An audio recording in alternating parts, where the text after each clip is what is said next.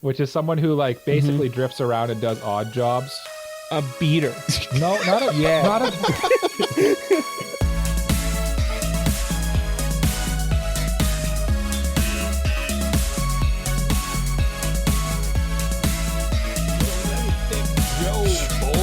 Show me that Papa Joe. Show me your Joe. Mari Kramba Weebs. My name is Cole. His name is Mike. His name is Jay. We like anime, and this is episode 127 of AniPro. And on this week's episode, we are going to. Oh, wait, right. It's Mother's Day, right? Yeah. yeah. Happy Mother's Day. Happy Mother's Day. Happy Mother's Day. Hi, Mom. Hi, It's a Barb. sacred day for all mothers, Yeah. and we will celebrate thusly on AniPro. Yeah, so we're going to Happy talk about Mother's Day. our favorite mothers in anime. Yes, and how they'd like to step on, or how we'd like them to step on us. True. We're also reviewing Golden Boy, the 6th episode. I guess it's an OVA. Is it considered an OVA? Yep. Yeah. Yeah. So, yeah. So we're The going to do that. 1990 OVA. There was no such thing as an ONA back then. Ah, yes. Because there was no online streaming. The internet also was Yeah. not What does ONA stand for? original net animation. Okay, so the there was net no part net. of that did not exist. Yeah. There Yes. was no net. There was Yes. no net. Neither did anyone on this podcast, for reference. No, that's true. Yeah. Even me. Yeah. I'm not even that old. Yeah, but before we get into any of that, gentlemen, how are you? Michael? I'm doing splendiferous. Thank you for throwing it to me as I'm still scrambling to figure out what the hell my show pick is going to be, even though I messaged you guys. Last week's tradition of throwing to Mike continues, where I throw it to Mike today. You have a sense. You have a sense for like when I'm not prepared to be thrown to. Yeah. And that is why I've been really unprepared the last couple of weeks. I've been super busy with like my school stuff and all that. Yeah. And work and blah, blah, blah. But yeah, I don't know. Speaking of Mother's Day, I have some big news to share. Oh. Okay. Oh, God. Oh, no. I am not a mother. Are we doing this right now? But Shazana, podcast villain, Oh, aka my wifus, is bound to be a mother imminently. no. Imminently. Imminently. She's not going to make. Thank you. The AniPro podcast is growing by one little girl, one small little girl, so small. Which is the going to be family grows. Yes, it's going to be pure chaos. So this will be my last Mother's Day without a mother. Without someone. Yeah, now henceforth you'll have to like celebrate Mother's Day even in your house. You can't escape. You can't escape it. Yeah, it's truly It's painful. self-sustaining now. Well, yeah, like I said, it's going to be a little girl, so hopefully one day they will grow up to be a mother too. And actually, that's you're right. And then Jay, they'll it is have- self-sustaining. And then they'll have a little girl who will grow up to be a mother. And the circle of life continues. Truly, it's a beautiful Are you thing. gonna take your daughter to like a giant mountainside and hold her up Simba style? Yes, of course. That's what fathers must do, is hold the baby over the edge of a cliff. Michael Jackson style. Oh, yeah, it's tradition. Oh, too soon? Yes, congratulations, Michael. Thank you. I've Congratulations, been holding off on Shazana. sharing it on the old podcast for a while, but I figure this is an apt time to do so. So Yeah, you that's, haven't things are even told changing. us. Yeah. No. This is news to both of us. Yeah, That's not true, dear listener. That's not true. They're I didn't lying. even know if you Who I'm not are even sure you? if you knew. When did I you get didn't even- married? Is this a child? don't bring birthed that out up, of wedlock? because Jay's still salty that he wasn't there.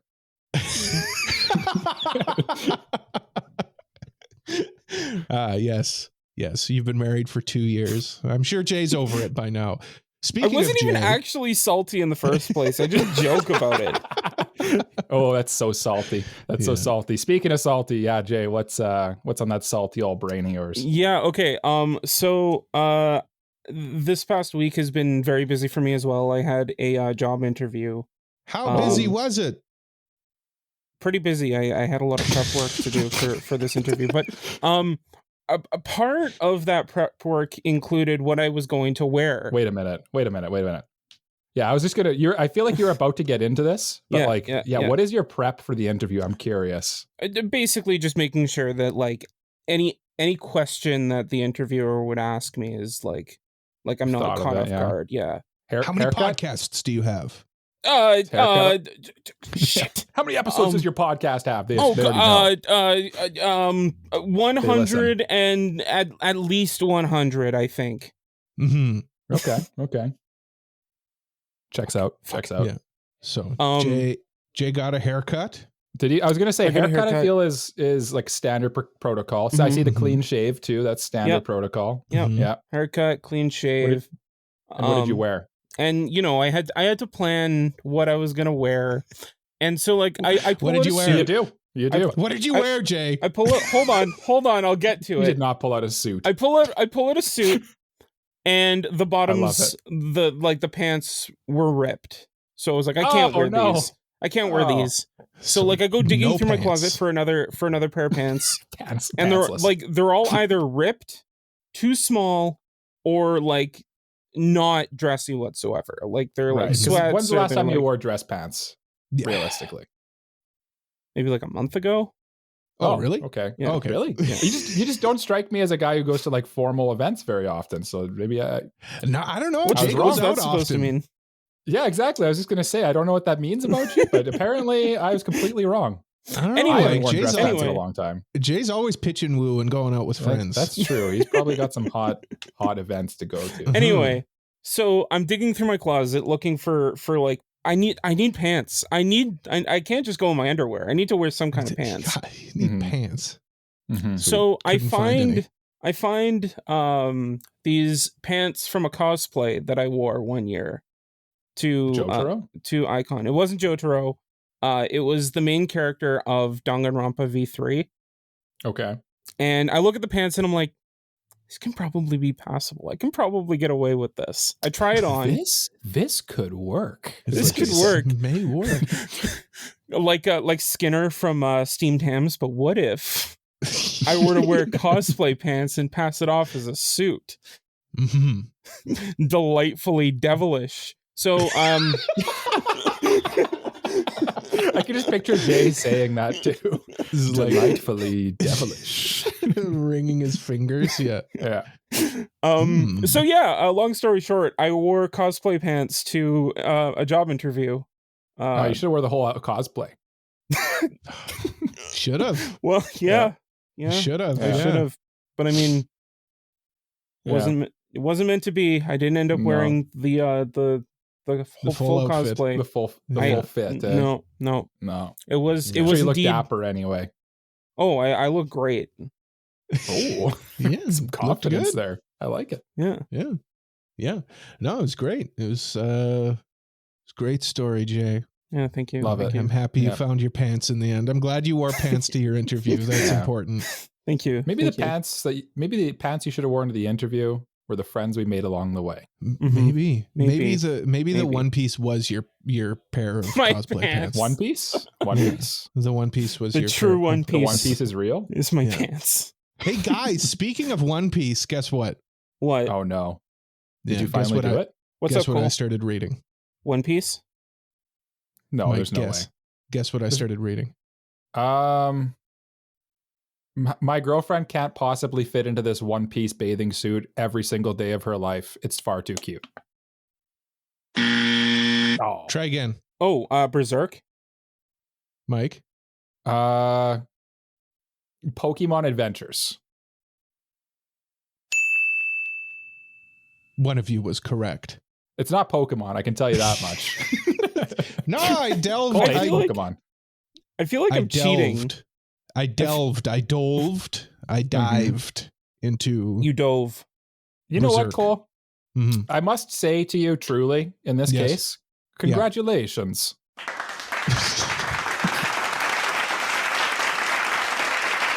You finally adopted Peak.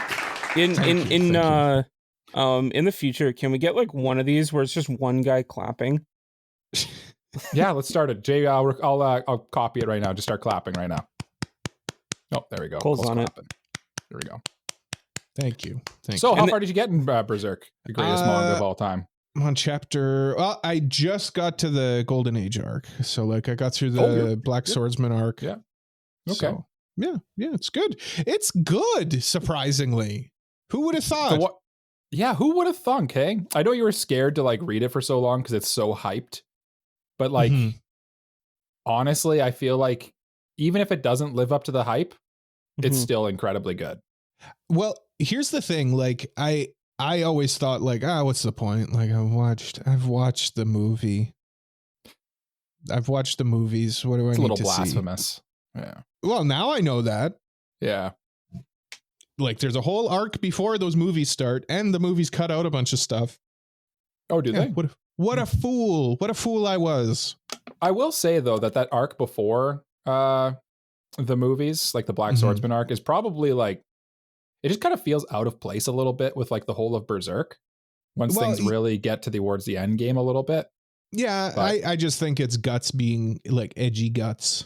Yes, it's very 80s and very edgy. Yeah, but it's got cool stuff in it. I really do appreciate a little review for Berserk, the manga that started in 1989. I really like how everything was set up beforehand. Like, and I know. What was the mangaka's name? Miura. Kentaro Miura. He famously would say like he was just making it up as he was going along. If that's the case, he's got a great imagination for making things up as he's going along. Because like everything that happens in the sword, like nothing feels like it's not made supposed to be there. Like you can tell like there's a whole backstory behind Guts and one of the God Hand members. Spoilers for Berserk, in case anyone's concerned about it. And like the God Hand being a thing, the eggs, the egg things, the screaming eggs, like the those are things. Behelots, yeah. No, it's good. I don't know. I think we should check this one out, guys. Yeah, keep your eyes peeled for this one. Yeah, I think it'll be big. Yeah, it's an up and coming one. Hey, the one. Oh, sorry. Go ahead. This rising star that nobody's ever seen before, Berserk. Berserk. Yeah. The one thing I'll say though is that Miura actually, before his passing, actually said that he kind of regrets how edgy and how graphic he made early Berserk, which I feel like is what kind of immediately hooks some people in, is how dark and like, well, obviously how it's well written from start to finish. Don't get me wrong, but like, sure, it starts off beyond incredibly dark with incredibly graphic stuff. I mean, the first panel in it is the first page is kind of infamous. Yeah, is adult behavior. Yeah, you open the first volume and read the first page, and it's literally Guts on top of some like demon woman thing. It's just a woman to begin with, and you think, okay, I'm reading. Yeah, understood. Guts is sheathing his sword, if you know what I mean. That's right.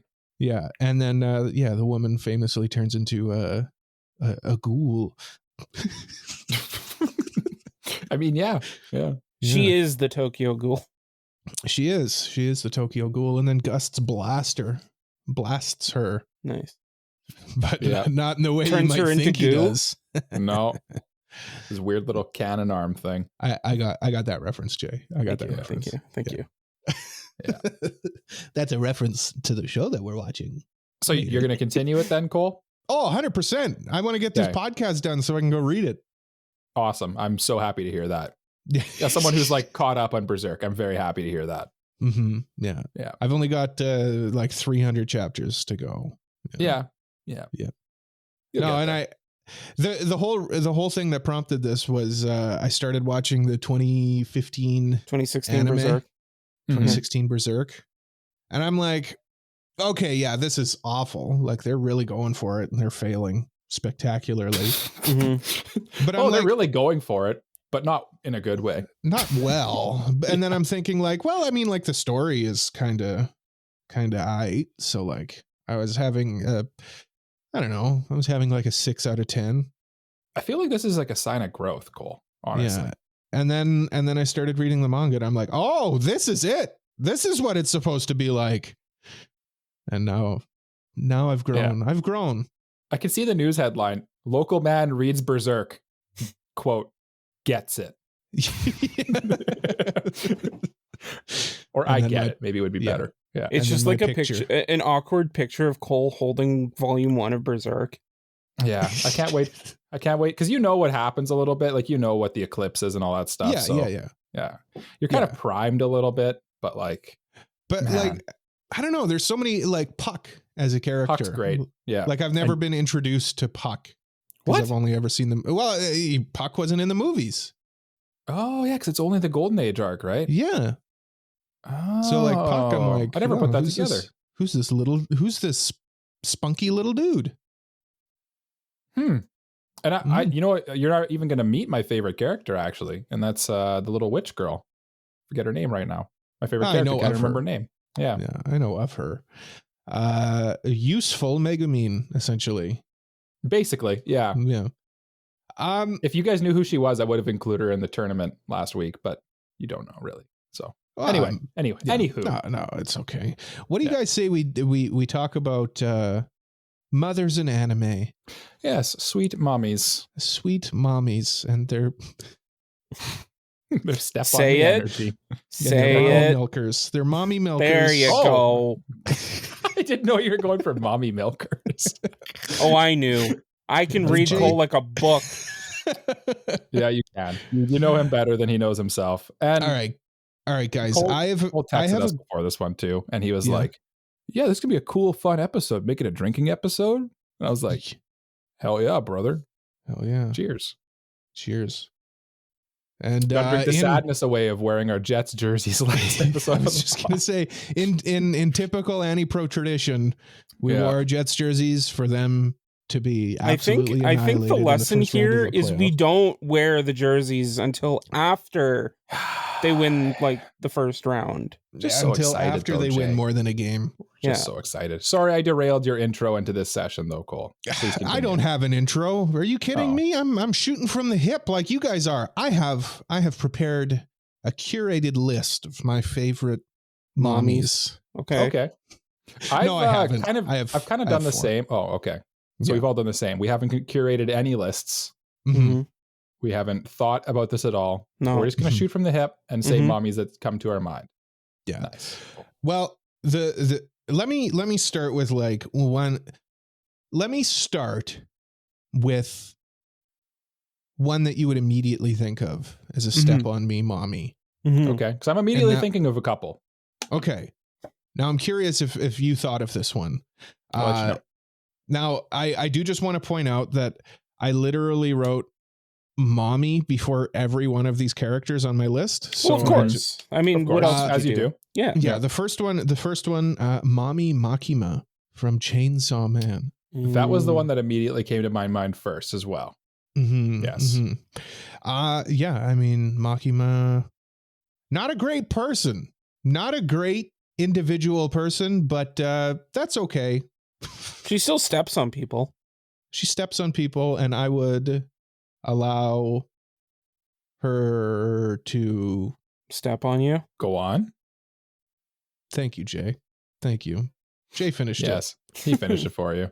I don't know. Makima just kind of feels like literally the prototype for step on me mommy energy, because she's like super powerful. She's kind of got that like coyness, I guess, where she's kind of like got that teasing energy a little bit, but she's like powerful enough, and she's that you kind of like have to respect her a little bit. It's deep. You're a little scared of her too. Yeah, she's a little scary, and that's key to this, I think. Yeah, agreed. Mike, do you have your specially curated list there? Well, you sort of took mine, but I can come up with one on the fly here. Okay. I'm scrolling. I'm finding one. Unless Jay's got one. Right, I got off the top one. of his dome. Okay, I got one. Jay's got one. He's ready to right go. Off the dome. I'm gonna go with someone from an anime that recently ended its second half of its second season. I thought of this one earlier too, and damn it, you took it from me again. She does have that protect energy for like half of her, but then you get that like other half that's like step on me. Okay. And that's Mommy Yor. Oh, that's not. She was on my list too, Jay. Classic one. She's literally a mommy. Our first actual mommy. Yeah. Hidden, they don't actually need to be mothers? I mean, they could be if you want. They could be, yeah. I could be a stepfather. No, I like this one, Jay. She's kind of got that hidden step on me energy. Mm-hmm. Well, know? I mean, like you've got like her casual attire when she's like at home with the family. Right. Not step on me. No. That's not step on me. No. Yeah. But then out of nowhere, yeah, she goes to work and puts on that black outfit. And all of a sudden and then transforms. Jay's on the floor like a dog. begging, slapping his stomach. It's Jay Gardian. All of a sudden, from the top rope. What? This takes place in a wrestling ring. Mike. Oh, that's right. Yeah, okay. Yeah. Comes your forger with the people's elbow. There you go. And Jay's here for it. Yeah. Yeah. He's on the receiving end. No, great pick, Jay. That was on my list. Yeah. She nice girl by day and then blooms into a wonderful step on me mommy. So I'll give mine, and then I think maybe we should like clarify like how we even see step on me mommy energy, because I feel like maybe it's not something that's like explicitly defined. I don't think, you know what I mean? It's kind of just it's like the old saying, you know what when you see it, you know what I mean? Right. Yeah. And I'd like to dive a little deeper and let's analyze it. But first, the one I thought Jay was going to take from me, also from a second half of a recently ended anime. Okay. In which she gives off major step on me energy vibes. And she took the internet by storm for that very reason. And her name is Ubel from Frieren. She was on my list too. You guys, stop stealing all my characters. Well, I don't be more original. Appreciate this. Yeah. I got one more. Yeah. Because Ubel's she's got that like, again, she's a little scary. She's got that like kind of dangerous vibe to her. And there's just something about her that's just kind of like tantalizing. I don't know what it is, but yeah, I don't know. She's got she'll beat me up. And she will. Okay. That's all right, though. You know, like, I mean, if you're into it, and I am into it. I didn't see that comment. That caught me off guard there. I like I said, I wanted this one, but you took it from me, and now I'm very upset. I just thought of another one, and I feel like Cole's gonna Cole's either gonna kick himself for not thinking of it, or he's gonna be like cook, because I need to be convinced. Okay. And that's Kiss Shot from Monogatari. Oh, definitely. Like grown up Kiss Shot. Yeah, okay. All right. Yeah. No, go off, King. Cook. I mean, I don't know, like you see Shinobu for so long, and then all of a sudden she like becomes Kiss Shot, and like she's like this badass vampire queen. It's like, damn, step on go off. Yeah. Slay. Yeah. No, that's a good pick too, Jay. That's not one that immediately comes to mind, but that's a good pick for sure. And even like when she's in like million-year-old lolly form, she's kind of got like a little bit of that energy, but she's not mommy. You know what I mean? No, she's definitely not mommy. She's not mommy. No, she's still like feisty. She's still scary. Spunky. Yeah. But no, like I do really like Shinobu. Yeah, she grows into it when she like is in her Kiss Shot form. Yeah. No, excellent pick. My last one here, because you guys have stolen my other two. As we would. Yeah. Mami Tatsumaki from One Punch Man. Okay. Tornado. Wait. Yeah. You didn't. He didn't. I was going to say the there's one. There's one. There's kind of a big elephant in the room here. There is. I thought that was where he's going. Yeah. Oh, go out. Talk about your bizarre pick here for a minute. I mean, like, yeah, she's not your stereotypical like mommy, but also she is still like, yeah. She's the resident baddie, as Michael put it that one time. There's got to be a baddie in every anime, and that's usually who has the step on me energy. For sure. Yeah. No, I'm really here for those vibes. Yeah, that's everybody. Mommy Misato. There you go. There you go. Misato. Was she not on your list, or did you just think of that, or was like, no, because she doesn't. No, I mean, this is just for the bit. I know that's what you guys were thinking of. She doesn't really have step on me energy. Yeah, I agree with that. Yeah. She's mommy energy. She's got mommy energy, and I feel like she'd be more submissive than domineering. Whoa. In my opinion, I don't know. She gives me those vibes as opposed to. Thank you. As opposed to the other vibes, which I agree. I'm here for it too. That's okay. I feel like we are kind of nailing down. I feel like we're by us revealing our step on me mommy characters. I feel like we are kind of getting an idea of what it means to be a step on me mommy.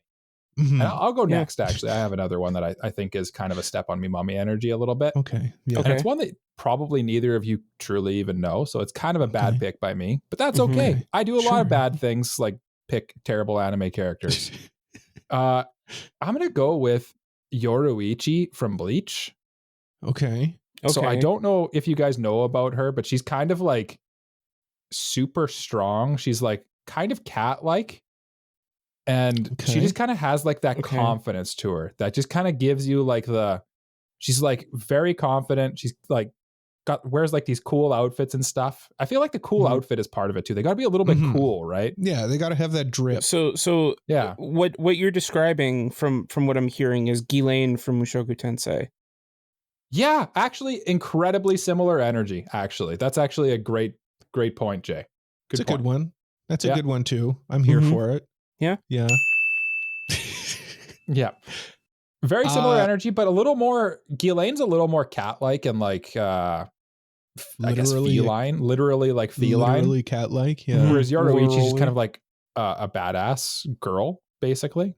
And she can beat you up, and she can definitely step on you because she's very fast and very strong. Yeah, she's a. There's a lot of stuff I can't say about her because it's kind of spoilers, so it's okay. Well, it's an awkward one. It's okay. We're just kind of throwing characters out there, seeing what sticks to the wall. Yeah. Speaking of strong characters with short hair and tan skin, I'm reading Berserk right now. We were talking about short hair with tan skin, right? No, but go off. Go off, Casca. Yeah. Casca's great. She's doesn't necessarily have maybe that same step on me energy, but she's definitely a badass, which maybe maybe I'm straying a little too off the path because I'm reading the manga right now and I'm into her. Yeah, you can get into your feelings a little bit. We're in awkward territory, I'd say, for step on me mommy, but I get it. I do. Yeah, no, Casca's good. I like Casca. Another one that just came to my mind as I was scrolling through my list. Mike, you might understand this one. Bishamon from Noragami. 100%. Yep. 110%. That is a great pick, Jay, because she has again, she's strong. She's got the confidence. I think part of this is that's important to remember is that they should be able to physically like beat you up, harm you. Yeah, you know, that's part of it for sure. Yeah, and they shouldn't be like shy about doing it. That is definitely Bishamon for sure. Basically, a strong, independent woman. Yeah. Maki Zenin from Jujutsu Kaisen. Yep. He's good. Really, like any of the Zenin women in that. Honestly, like almost any of the women glasses, in that. Though she's got glasses, so okay, the glasses do. Yeah. I hear you. Yeah. I just thought of somebody and now it's gone. Mike, do you have one while I scramble to think of who I was thinking of? Oh, I feel like there's lots that we're not thinking of because we're not like, you're just not in that energy. But I feel like one that Cole might appreciate a little bit is, I feel like Nazuna gives off a little bit of the step on me energy. Yeah. Nazuna to me, I feel like she's more like, let's chill and smoke some weed energy. Yeah. To me. Yeah. That's probably true. Yeah. But I'm here for that one too. What about Nino Nakano? Or is that more tsundere than Step on Me? More, yeah, I think more tsundere. I don't know. I just think there's definitely, if it's a Venn potential. diagram, she's in the middle of the Step on Me and tsundere. Like there's definitely an overlap between tsundere and Step on Me. I just think of that one panel where they're like discussing their like dream jobs, and the one that they assign her is dominatrix. I don't know, that panel lives rent free in my head. That's true. I feel like part of it is that you can picture them being a dominatrix. I'm really opening myself. I'm really opening myself up to you guys right now. Yeah, we're learning a lot about Cole today. Yeah, that's true. Do you know who else you could probably see as a dominatrix? From my favorite anime, Attack on Titan, Annie Leonhardt. Ooh. Weird cut, because Attack on Titan is not fan servicey at all. And I don't know. I just feel like she's definitely that type of character where she could kick your ass. I like it. More than Mikasa. More than Mikasa even. Yeah. Yeah. Mikasa's she's badass, but she's not the same. She doesn't have the same energy. Doesn't have those vibes. She kind of gives off that Dare energy because of Eren. Yeah. You know? Yeah. It's like, you know what? Step on Me Mommy energy is like the tsundere if you just stripped away the Dare part. Yeah. Just soon. I think soon. Yeah, I think we've solved it, guys. This is what this was all about. We wanted to look deep into our hearts to figure out what it means to be a Step on Me Mommy. Jay, do you know Mordred from the Fate series?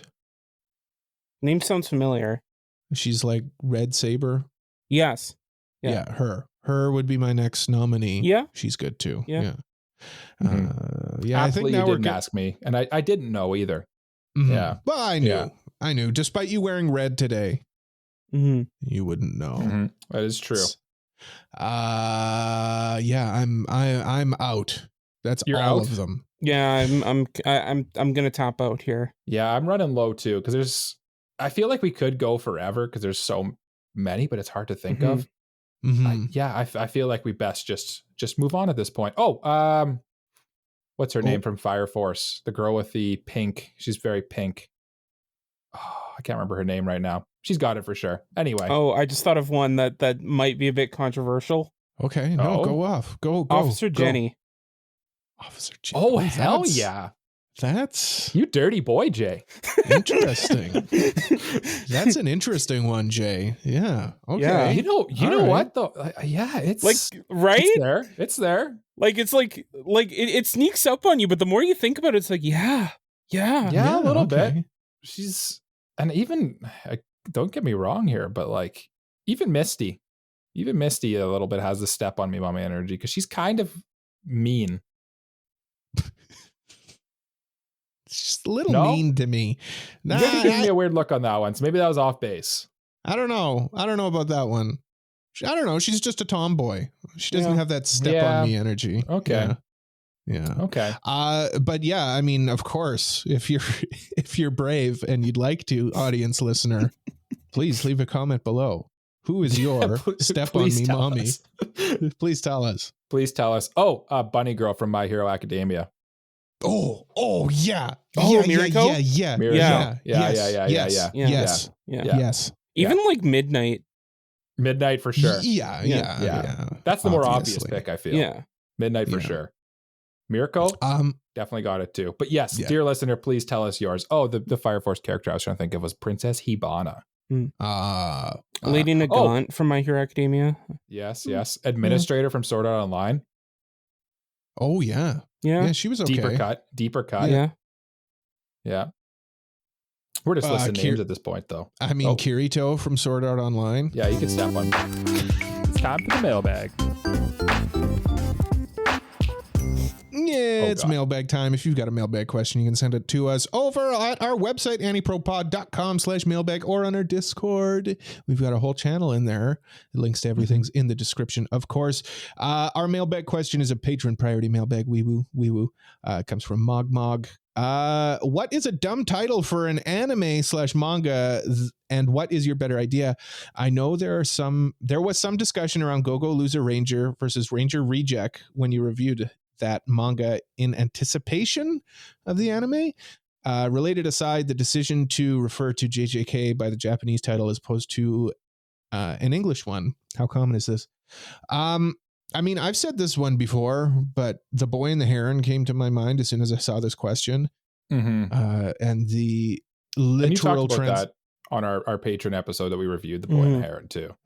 Yeah.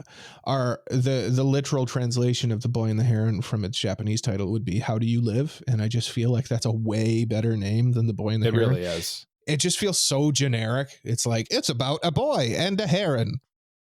Yeah. Okay. Well, and like the heron's really not even, the heron's kind of a side character is the weirdest part of that title too. Yeah. I have an easy one as well. Sure. That immediately comes to my mind. It's honestly like, this one is actually a pet peeve of mine. And it's, is it wrong to pick up girls in a dungeon? I think is a terrible name for that anime. Because frankly, Bel Crenel, while he does develop like a bit of a harem, he doesn't do much picking up of girls in a dungeon at all, for the most part. Like, he really just joins the Hestia Familia and just goes into dungeons with them. That's essentially what the anime is about. So what would you call it? I don't know. Hestia Bestia? Hestia Bestia, the anime. That's the thing, is I don't know what the better title would be. Familia? But like, Vin Diesel, Familia. Yeah. It's all about just Familia. Just left a big head of Vin Diesel. It's also not a reincarnated. It's an actual fantasy. It's not a reincarnated one too. So it's not an isekai. It'd be oh, go ahead. I think the thing with that title is it's one of those ones where they like came up with a title and they're like, let's write this light novel about picking up girls in a dungeon. And what are the moral implications of such a action? But then they decided that, oh no, actually let's like make a story out of it. Yes, you know what I mean? I did a quick Google, and apparently the original title was supposed to be Familia Myth. Ooh, that's a good name. That is a good name. One. They should have stuck with that one. Should have stuck with that's that one. That's like one more word than what I said. Exactly, Jay. You had it almost. You almost had it. Jay, you're the king of the light novels, and we know that there's a million light novels with bad titles. Yeah. Yes. So did you think of anything? Yeah. So one just came to mind, and that is World End. What will you do at the end of the world? Are you happy? Yeah. Will you save us? You should never have a question in the title. No. I can go off 2 questions for a long time. 3 or 4. Yeah. About light novel titles being ridiculously long, and it's basically just a summary of the story at that point. Yeah. But at the same time, I don't know what I'd call this one. Like, I mean, you just call it World End. Yeah. The rest of it's just purely just to be a light novel title. I feel like. Or what do you do at the end of the world? I feel like that's got a ring to it. Yeah, actually, that's a better one. Yeah. What about World End? Are you busy? Can we hang out? What you doing? Do you hate me? How about just busy ? Yeah. Do you hate me? Yeah. Honestly, did you block me again? Yeah. Did you block me? Please reply. What about World End? Will you save us? I feel like that's got a ring. Yeah. Just pick one of the 3 titles that they've attached to the end of this anime. That's what it is. They just couldn't decide. This is what happened. Here's my headcanon for what happened. Okay. The editor asked the light novel author to like give him a title, and he starts like brainstorming ideas, right? Like he starts like out loud brainstorming ideas, and the editor is just writing them all down, thinking that he's listing one long title. Pretty and much. Then like, and then they just were like, yeah, that's like, good. What about this? No, wait. What about this one? No, this one. And the guy's like, okay, you've hit it. Yeah, thank you. Yeah. You know which like manga title I don't really like? Goodnight Pun Pun. Like he doesn't go to bed that often. Like it should be called like, hello there, Pun Pun. Konnichiwa Pun Pun. I don't know about that one. I kind of like because I mean the Japanese is Oyasumi Punpun, right, right, which literally translates to good night. Yeah. No, I was just making a stupid joke, and I mean like the second manga behind me. The second part of the question kind of deals with like how often do you get titles that are just the Japanese title? Mm-hmm. And that is pretty often, or that is pretty common. Like, I mean, look at Oshinoko.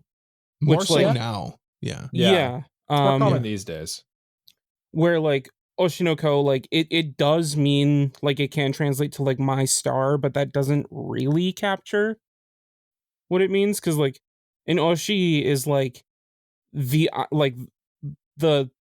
your like kind of like your favorite star, if that makes sense. Yeah.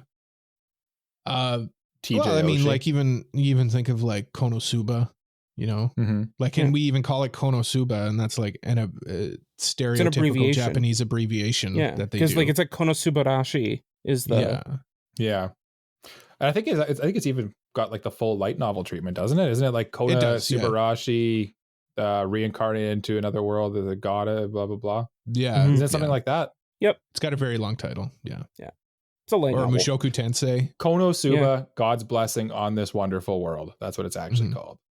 Yeah. Which I feel like that last part doesn't even make any sense. I mean, yes. It's awkward. I mean, Mushoku Tensei is weird because it's like Mushoku Tensei Jobless Reincarnation, which is basically just Mushoku Tensei again. But in English. I know. I remember when the anime came out and people called it Jobless Reincarnation, and then slowly we were just like, let's just call it Mushoku Tensei. Yeah, that's a way better title. There's a line to it. Like it has to be. Sometimes you just stick with the original Japanese if it makes like you have to. There's a bit of a. It has to be like punchy. It has to like roll off the tongue. Jobless Reincarnation is just super awkward. Yeah. So it's awkward to even say Jobless Reincarnation. Yeah. What does that even mean? It's one of those things where it's like too close to the like. It's just too direct of a translation. They didn't bother making it punchy. Yeah. So then you just stick with Oshinoko or Mushoku Tensei. I'm going to start calling Mushoku Tensei Oshinoko, I think. Yeah. Like what if they called Oshinoko my favorite star? Yeah. That'd be what if so they called lame. it? What if they called it AniPro Mailbag? That'd be crazy. That'd be nuts. Really weird. I'm looking through a list here from comicbook.com, I believe. CB. Okay. What does that stand for? I don't know. And they have Rascal Does Not Dream of Bunny Girl Senpai as the number 3. And I feel like that's kind of an awkward title as well, too. But I haven't watched it, so I'm gonna let you guys discuss that one. It is an awkward title. It is an awkward title. And I mean, the title kind of is different, at least in the light novel, depending on which volume it is. But in the anime, it's just Rascal Does Not Dream of Bunny Girl Senpai. But doesn't he only deal with the Bunny Girl Senpai for like a brief amount of time? Yeah, it's the first book. Yeah. I would just like, I think most people just call it Bunny Girl Senpai. Yeah. Yeah. Which is funny because that's the first book. It's technically the Rascal series. Mm-hmm. Yeah. Oh, what a dastardly rascal. Yeah. They should call it Little Rascals. They should call it Little Rascals. Well, like an apostrophe, like Little Rascals. Like Lil, like Lil. Like Lil. No, I meant at the end, like with Rascals. At the very end, put the apostrophe. Like it belongs to the Rascal. Yeah, they all belong to the Rascal. Okay.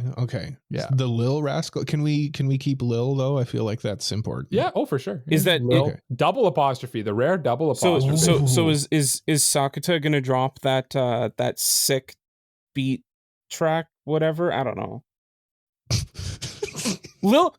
Tell me that Lil Rascal does not sound like a rapper name. It does sound like. Oh, okay. Okay. Yeah, that checks out. I was like, where's Jay going with this one? The number I think 2 Sakuta one has even got like the alfalfa. So yeah, he's the Little Rascal. There you go. I don't know. Anime characters always have the ahoge or whatever it's called. Yeah, little alfalfa fluff. Probably most people don't know what alfalfa is these days. Only me. And there's another one here too that someone in our Discord, I think it was Mog, actually pointed out, and it's "So I'm a spider, so what?" No, that was Who was it? Somebody else pointed Zeros. it out. It was Zeros. That was producer Son, yeah. I feel like it is an awkward title, but again, what are you going to call it? That time I got reincarnated as a spider and took down the Demon King or whatever the hell happens in this anime. Yeah. No, let's come up with a better title for So I'm a Spider, So What? It would help if any of us have seen it. What about what about Itsy Bitsy Spider? Went up the isekai. Went up the isekai. Okay. Nice. Got him. Nicely done, Cole. Well navigated. Well navigated. Pithy. It was a pithy title, I think. What about just I'm a spider, so what? What about So I'm a Spider, So What? What about So What If I'm a Spider? Oh, that might be it. That might be it. Probably work. Or what about so ... I'm a spider? ? So Spider? So What? break? Oh, yeah. Aren't we revealing our or are we doing picks? that now? Yeah, I think we got time now. Yeah, sure, we can do it. Or do we want to do hints now? Hints and then reveal after the break? Yeah, we can do hints now. Yeah, So basically what we're discussing, what we're planning right now live on air is we've got our listener's choice review coming up after our next review, which incidentally is Laid Back Camp. Laid Back Camp. And then after yes. Well done. Yeah. Well done. Yeah. Hey, I remembered. He does remember. And it's the one you picked, so I hope you remember. Yeah. So we're gonna review that, and then after that, we're gonna do our listener's choice, which we got to give the people time to vote, Cole. Exactly. Yeah. Exactly. We have a theme for listener's choice this time as well. It's going to be shoujo anime. Shoujo. Show me the Joe.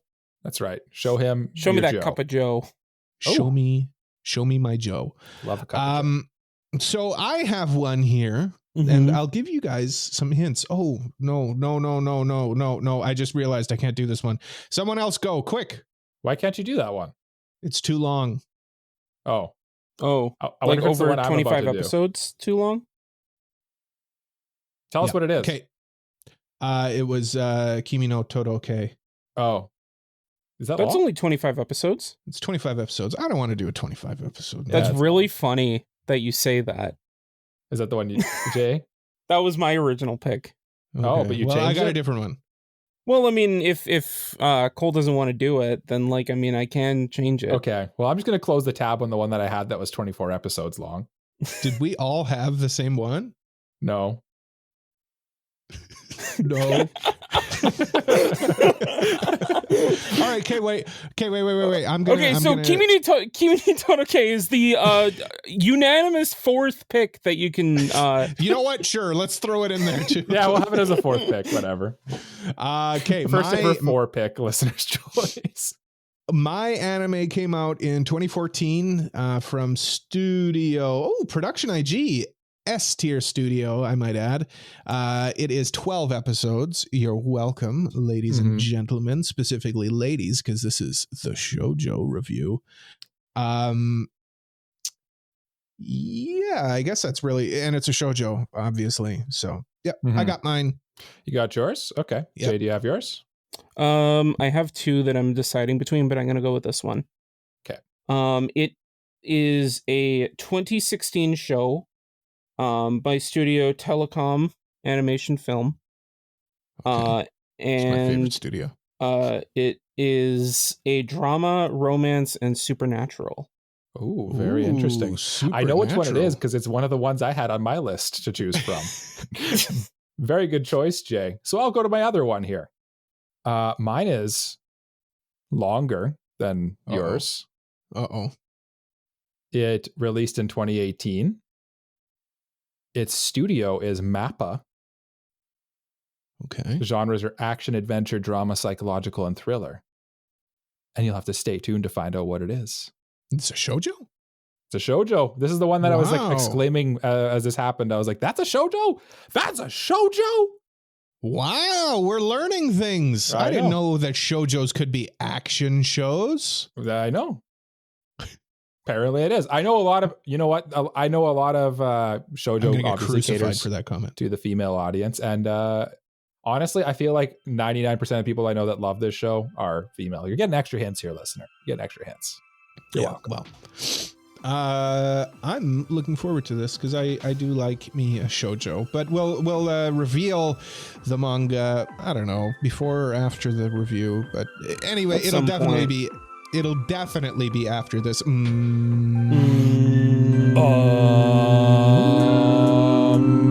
Break.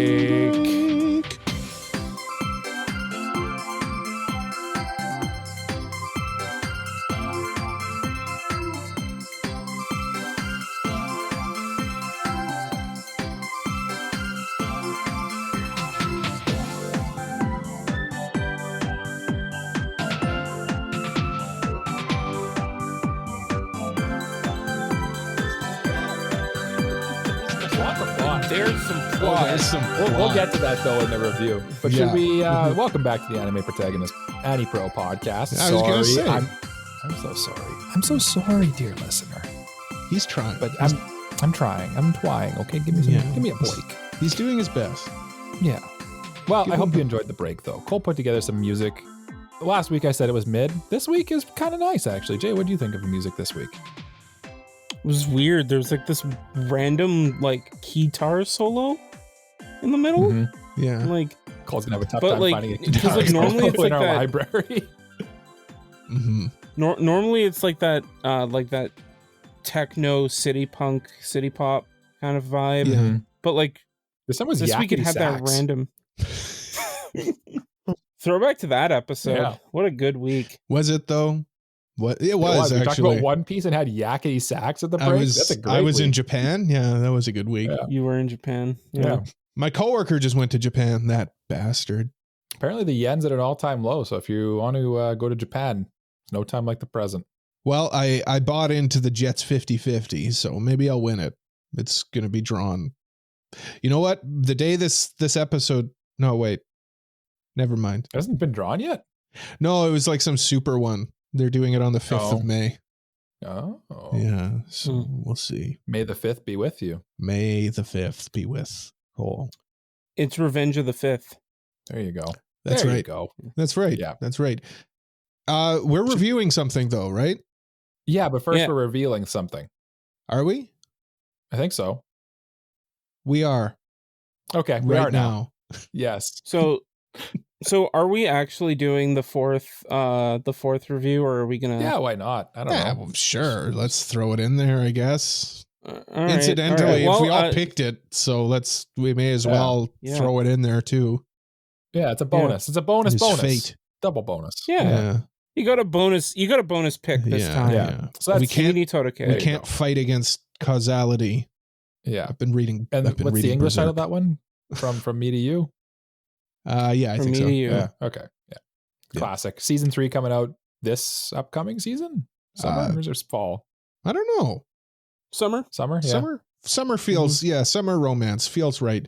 Okay, well, I'll go first then. No need to belay the point here. I may as well just tell you, like, the longer I stretch this out, the more insufferable it will be for the listeners and for you two, my hosts. So if you will allow me, I am now going to reveal the anime that I've selected. I gave so graciously. Are you ready for this though? Like, have you prepared yourself adequately? I'm ready. Are you ready? Yeah. I've never been more ready. My body is ready. Okay, Jay, are you ready? Dear listeners, grab some popcorn, get yourself a drink, sit back, relax. Okay, because we've got. I'm gonna reveal it. A banger. I'm gonna reveal it in 3 seconds. Okay. Yeah. Okay. 3. Yeah. I'm gonna reveal it right away. You guys are gonna be. Wait, hold on. On 0. Wait. I wasn't paying attention at all to your hints. Can you give me your hints again? Absolutely, I definitely can give you my hints again. Okay. So first of all, it was a shoujo anime. It's a shoujo anime. Okay. It was released in the summer of 2014. Okay. And it's from Production IG. Okay. Okay. I guess. I don't want to keep like putting this off any longer than it needs to be. I'm going to give it 5 seconds. 5 seconds, and then I'm going to reveal which anime it is that I'm going to have everybody vote. Cole, stop beating around the bush and just tell us. You know what? You're right. I'm sorry. I'm trying not to, but we're going to get to it eventually. Yeah. Are you? No, I am right now. Right now is when I'm going to get to it. I'm going to tell you right now. Yeah. What do you? What do you mean? What do you mean? What do you mean? What do you mean? And the show is. And the show is, again, I'm just going to go over the hints one more time, okay? Yeah. No, okay. No, it's... As you so graciously... It's Blue It's Blue Spring Ride. Blue Spring Ride is the shoujo. Haru Ride. Yes. Haru Ride. It's a nice little shoujo. I've watched it before, so I'd like to watch it again. And where can the lovely, lovely listeners watch this show with I forgot to check if mine's available. It is on Crunchyroll. It is on the Crunchyroll. The crunchiest of rolls. And you can watch it there. Okay. Now, Mike. Jay, go first because I need to look up if mine's even available. Hold on. Okay. I'm pretty sure. I'm pretty sure Mike's is available, but it's on possibly Amazon. I think it's Amazon. I think it's on Amazon. Continue though, Jay. I'll look it up. So my show is a 2016 show, Joe, by Studio Telecom Animation Film, and is a drama, romance, supernatural. And it's a shoujo. Obviously. Okay. And the winner of my pick, because I had a lot to pick from. And the winner this time will be Jay's pick. No. These votes are not rigged. Honestly, I think Kimi no Todoroki is going to win. We just like kind of shot ourselves in the foot here. Well, that's fine. That's fine. But my pick, as you all probably know already because you're so good at guessing, is yes. Continue. The show called What? Who are you talking to? Okay. Don't worry There's about nobody it. there. I can see. No, you can't. You were just acting. Yeah. Say the damn show. You can't see me. And the show is to be revealed right after these messages. It's Orange. Oh, the one about the two the stepsisters who are in love with each other. No, Cole. That's Citrus. Oh. Yeah. I was hoping... No. This one's about a time traveling girl trying to save a boy. I was hoping we could watch Citrus. I mean, I definitely didn't want to watch Citrus. Look, there's always future episodes. Yeah, we can always get there. Is that even shoujo though? Citrus? I have no idea. I don't know. It's Yuri. It's definitely Yuri. It's Yuri. I feel like Yuri borders on shoujo. I don't know. It straddles. It straddles the line. It straddles it. Yeah. Okay. So we've got Kimi no Todoke. We've got whatever Blue Spring Ride. Haru Ride. Yeah, Blue Spring Ride. And we've Citrus. got Citrus. Sorry, wait, Orange. Orange. The other Citrus. Oh, yeah. Okay. Lemon. Now mine came out 2018, Studio Mappa. It is surprisingly a shoujo, is what I'd declare it. And please tell me it has a color in the name. Please tell me it has a fruit in the name. It does not have a color in the name, and it does have a fruit in the name. I'm going to read you the synopsis. Oh, no, I'll say what it is. Does it have a protein in the name? It is a protein. It's like if you mix protein and fruit. Are we gonna end up with potassium poisoning if we watch too much of this?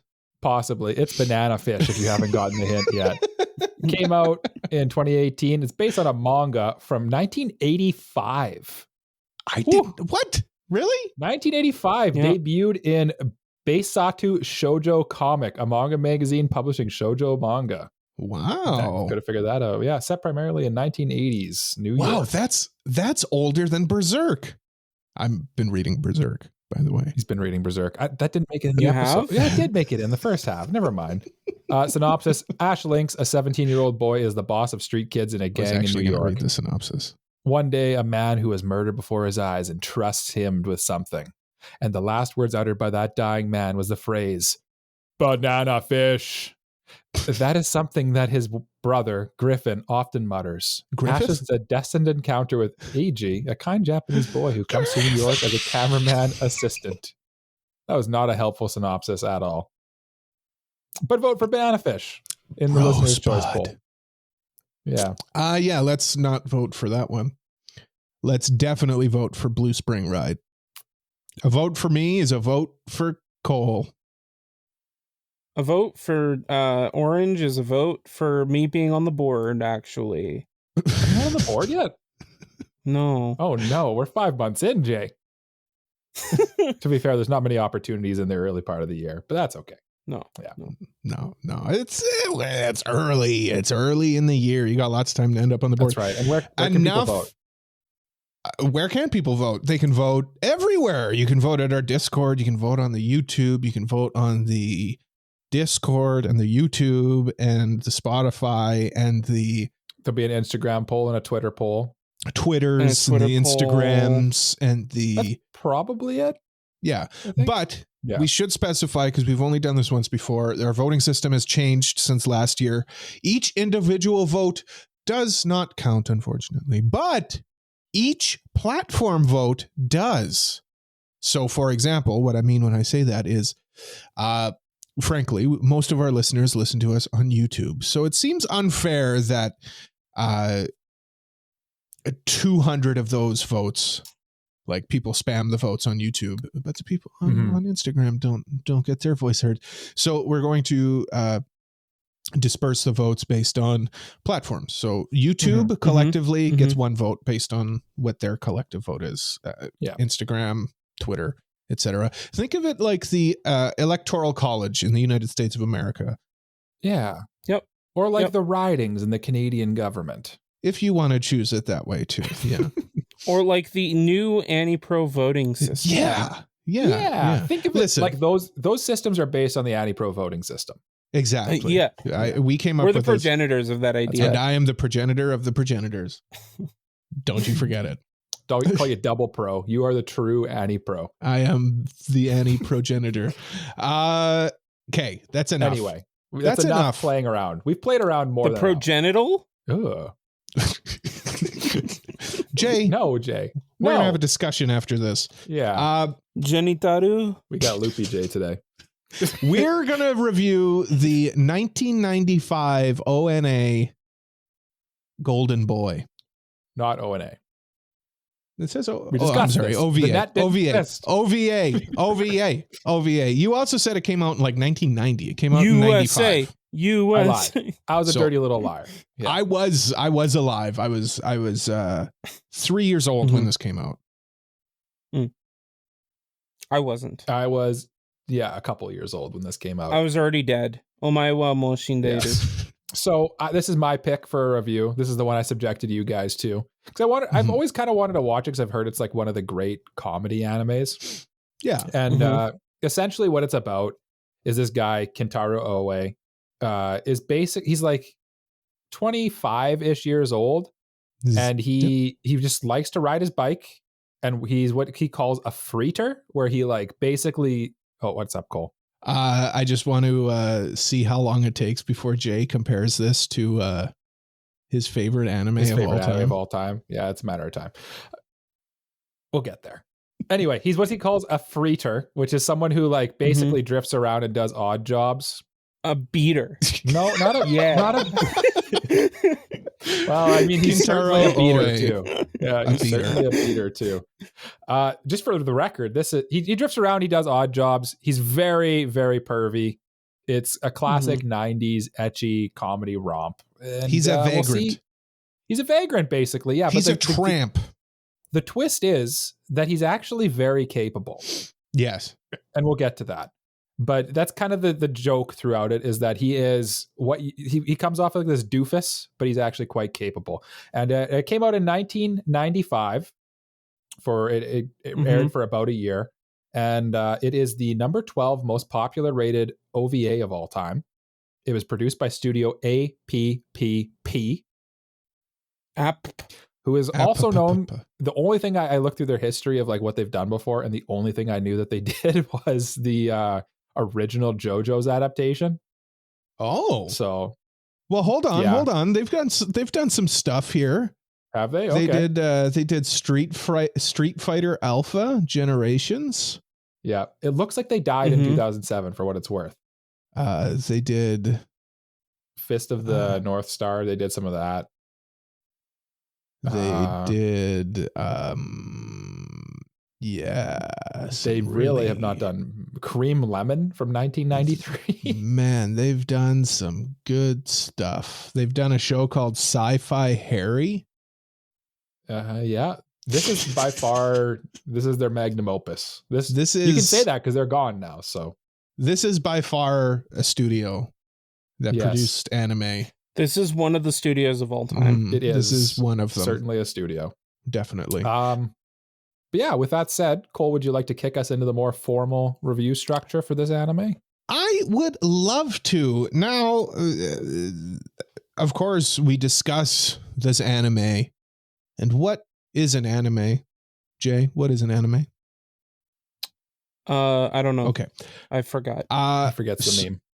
That's okay. No, I figured, you know what? Let's talk about our main character, Kintaro. Oh yes, characters come first. Yes. So with a show like this, it's a pretty small cast. It's only 6 episodes, and the cast kind of rotates. So our main character, Kintaro, is our linchpin. He is our anchor. He is the single constant. Him and his bike. Yeah. Are the two single constants that go through this entire show. True. So, yep. Who is Kintaro?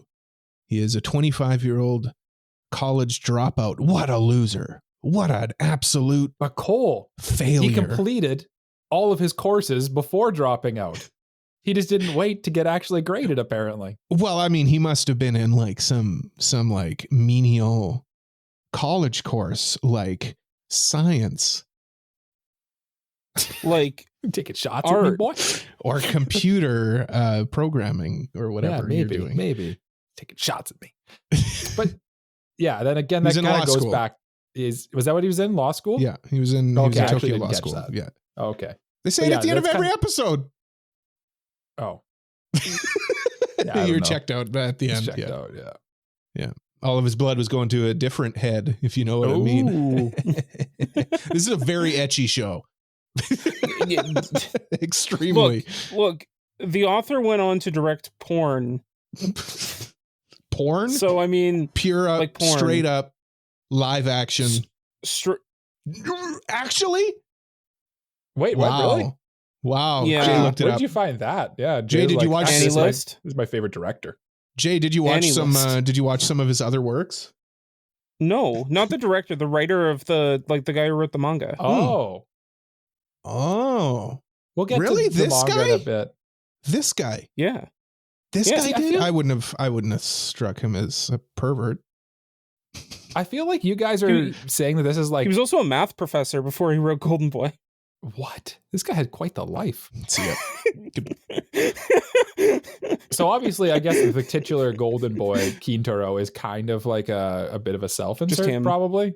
Yeah. Yeah. But then he also appears in the anime. Is that him in the last episode? Yeah, that's him. Okay. Yeah. That's literally him, like voiced by him. I like it. I thought that's funny. That was cute. No, okay, Kintaro. So he's Mike kind of put it well. He's a doofus on the surface, but like he's actually very smart, very capable. He's hardworking. I don't know. He's just a golden boy. He's like a perverted cinnamon roll, I would say. Kind of, yeah. Because like he definitely leans hard into like being a pervert a lot of the time. But like he's still kind of redeemable in the way that he like handles everything else. Well, like, he's just very earnest.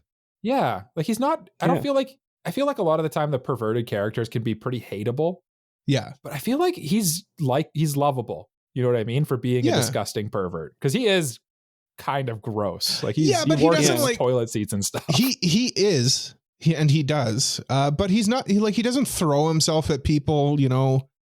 Like often he'll catch himself being like, he'll be like, and then he'll just like go straight faced when he notices somebody's noticing him. Like he's he's aware of what other people are doing. He's aware if he's acting like a creep for the most part.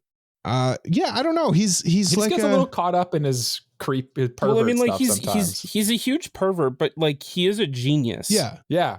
Undeniably a genius. Yeah, he's also got a toilet fetish, which is very weird. I mean, hey, I'm not going to yuck people's yums, but maybe that one I will. I don't know. That one I will. I'll say when he was worshiping one of the toilets and then he turns on the bidet and sprays it in his mouth, I was kind of like, it was a that's little a bit much. That's a bit and much. Then he says, did laugh. And then he does say, and I quote, "Yes, give me your golden showers." Yeah, that was weird. Yeah, that was weird. I did laugh when Trigger that girl warning. like spat at him and like it cuts to him with his mouth wide open. Yes, I was going to bring that up. It's like a classic GIF. First, I guess we should say to the listeners, like you have for sure seen, if you've been around long enough on the internet and anime Twitter and stuff like that, you for sure seen either GIFs or like just a straight up scene from this show because it's so ridiculous and iconic. Probably the pool scene where he's swimming. Yeah, that's the one that I've seen. There was some other really good gags in this, like in the first episode where, you know what? No, I don't want to get into, we can talk about episodes and stuff. Let's try to keep focused. We're talking about focus on the characters. Yeah. So we talked about Kintaro a lot, that he's a genius and kind of like earnest and like kind of lovable for being a creep and a pervert. Yeah. What do you guys feel about being a creep and a pervert? Yeah. What do you guys feel about all of the other, because it's essentially just Kintaro and 5 or 6 women, basically. Yeah. It's basically a harem. Yeah, each episode revolves around like a different woman. I do, you know what? Let's just go into Best Girl right now. Like, I feel like we should move that to the character segment anyway. So which girl did you like the most? Because I think that kind of says a lot about you with like which episode did you probably like the most as well. There's definitely a couple Step on Me Mommy energy characters. Oh, definitely. In this one as well. Definitely. Yeah. He definitely is a fan of the Step. He would be today. He would love our first half of this episode where we're talking about all his favorite characters. Yeah. Sure. I guess I can go first since it's my review. I think probably my favorite, I'm kind of tossed up between 2. It's either the swimming instructor. Her name is Ayako. I thought she was a great character because she's kind of like a bit of a badass too. And she's got like that, she's very capable, cool and collected. And she just like she's got that whole energy to her. She's a cool character. And her whole plot line was pretty good too. The other one I would probably go with is, I don't remember her name, but the Yakuza guy's daughter. Oh, yeah. Oh, Naoko? Yeah, episode 2. Yeah, she was good too. She was good.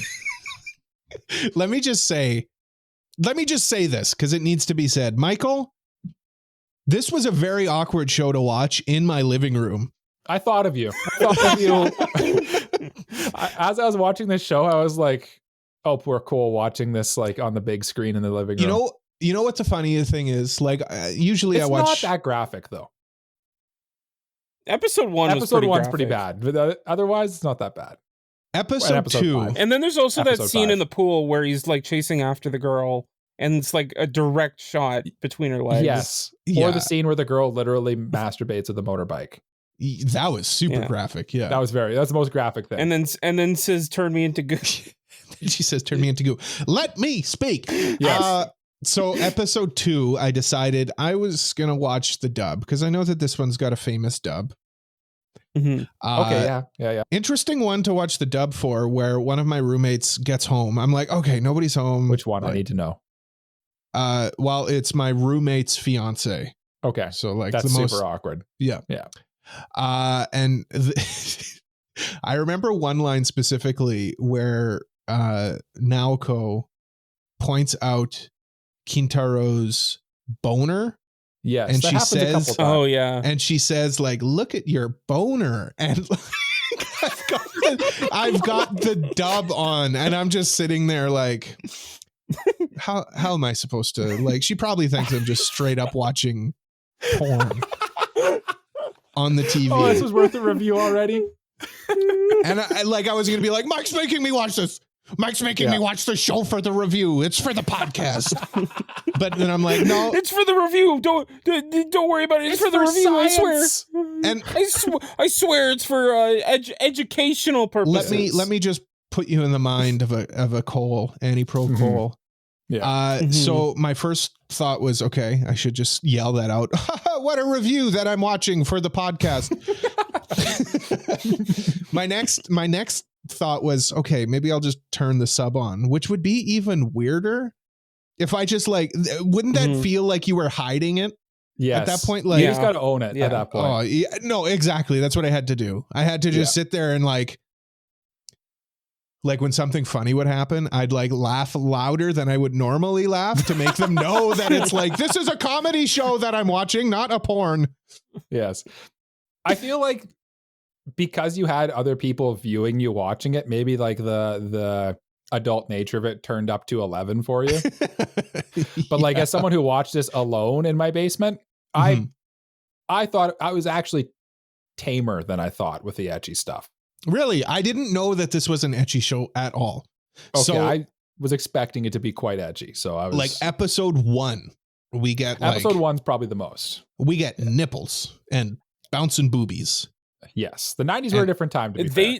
Look, the bits do be jiggly. The bits do be jiggly. Sorry, we were talking about characters. Best Girls. Yes. So Naoko and you said the swimming girl. So yeah, that'd be my 2. I don't know which one. I guess I have to say 1. So I'll go Naoko. Let's go with. Okay. No, you know what? Let's go with Ayako, the swimming girl. Swimming instructor. Yeah, I like her. She was kind of that stern. She definitely had the most step on me energy for sure. Yeah. Out of them. She had short hair. She has tan skin. She is really athletic. Hot. No, that's what? Yeah. Yep. One of you guys have to give your best girl now. I've discussed 2. Jay? Cole? Okay, no, I'll go. Mine's the tamest one because I thought this episode was the best one. Nori is my favorite. From the last episode? She was from tame. the third episode. The one with the noodle shop guy episode that ran over. Oh, the noodle shop. Yeah. She was just such a cinnamon roll. She was just this sweet girl. And I'm like, it felt like the tamest episode, and it was probably my favorite episode of the bunch. And she was probably. I kind of agree. My best girl. Yeah, she's just a sweet girl who is kind of getting the wool pulled over her eyes. Yeah, she's kind of, like you said, a cinnamon roll, and basically Kintaro's role in that episode is to protect her from the bad guy. So that's I really liked that episode because it was definitely Kintaro wasn't pining after her. He just thought she was a sweet girl who needed to be protected. It was just nice. I feel like that was it was more protect me energy than that was the first episode. I feel like you really truly saw all of Kintaro's good side. Yeah, probably. Yeah. Let me just go back though to Naoko because Mike mentioned that was kind of his backup. So I mean, we can talk about her for a second too. Absolutely, we're here to talk about all the characters. Yeah. I just to kind of flesh her out a little bit. She's the girl in episode 2 where she knows that all of the boys are afraid of her, so she just flirts and flaunts herself in front of other boys to just see what'll happen and get them in trouble. And she knows that her dad's a mob boss too, so he will literally kill them. So it's kind of a little mean, I guess is maybe the word, but quite mean. Yeah. She's literally playing with her lives. Yeah. So I mean, I'll go Noriko. Mike, you went with Ayuko. Now Jay, you've now you must avoided pick. Until now. Yeah, you must pick. Yeah. This one's kind of based on which character made me laugh the most. Because it is a comedy. Yep. At the end of the day, I feel like it's an interesting point you bring up. I'm just going to quickly say it's first and foremost a comedy, and then the second genre, ecchi, I'd say. Yeah, but please go on. Yeah. So for me, the character that made me laugh the hardest was Reiko. Yeah. Yeah, that's the biker left chick? the emphasis on hardest. That's the biker girl, right? Yeah. Yeah, that's the biker girl. Okay. It was the only time where like the ecchi stuff kind of integrated itself into the comedy rather than being like kind of its own thing. Mm-hmm. At least for me, and I like it was absurd. It was very absurd. In how like ecchi, the most absurd episode for sure. That episode more than anything else, because I mean, like you always expect like, you know, nipples and stuff like this and ecchi stuff. That was the most graphic, non-hentai shit I have ever seen. Yeah. I think like in terms of like the what you looking at there, Mike? The subject matter what's going on of the episode. Don't worry about it. It's probably the most graphic, but like just because of how absurd it is, and like the line "turn me into goo." Well, also like I lost it. Like that episode, I think just kind of turned everything up to 11, the ecchi and the comedy. Mm-hmm. Yes, where like there's one point where Kintaro is cycling on power lines. Yes. And keeping up with a motorcycle. And I think she even comments on, she's like, you're not going to do some like cartoon stuff. And he does. He does do some cartoon stuff. Yes. Because this show does not take itself seriously even for 2 seconds. Yeah, it doesn't care. Yeah. Or like how he's like on a straight line, and then like you find out later that he just doesn't have brakes when like he's not on a slope. Yeah. Yeah, he just can't stop. He literally cannot slow down. Yeah, it's not an option. Yeah. Honestly, Jay, I was literally going to jokingly say, I bet you it's the biker girl for you, because you seemed kind of awkward about it a little bit. But honestly, I feel like you literally can't go wrong with any of the characters in this show. No. They're actually pretty great. I should just specify, like, who is Reiko? Reiko is like a high class Japanese lady, very prim, very proper. She's in her kimono and whatnot by day, but by night or early morning, I guess in her case, she becomes what's the word? A pervert. A biker girl? A biker pervert, basically. She's like sexually attracted to her motorcycle. Yeah. Yeah. Because she doesn't like men, but so like she kind of replaces men with her motorcycle. And she does graphically, she does stuff on her motorcycle. I mean, it literally opens the episode with that, right? Mm-hmm. Yeah. And she's like out in the open and drinking. Crushing a beer. We get that blurb on the screen where it says like, do not drink and drive. She's like pouring a beer all over herself. It's like, it's comic. It's so funny. Yeah. But there are other girls, of course. We would be remiss boss not in the to, first episode. Yeah. Is a good one too. Satcho. She was the one who was like, when she got out of her car, I was like, oh, okay. Oh yeah. This is the show that we're, her outfit is revealing.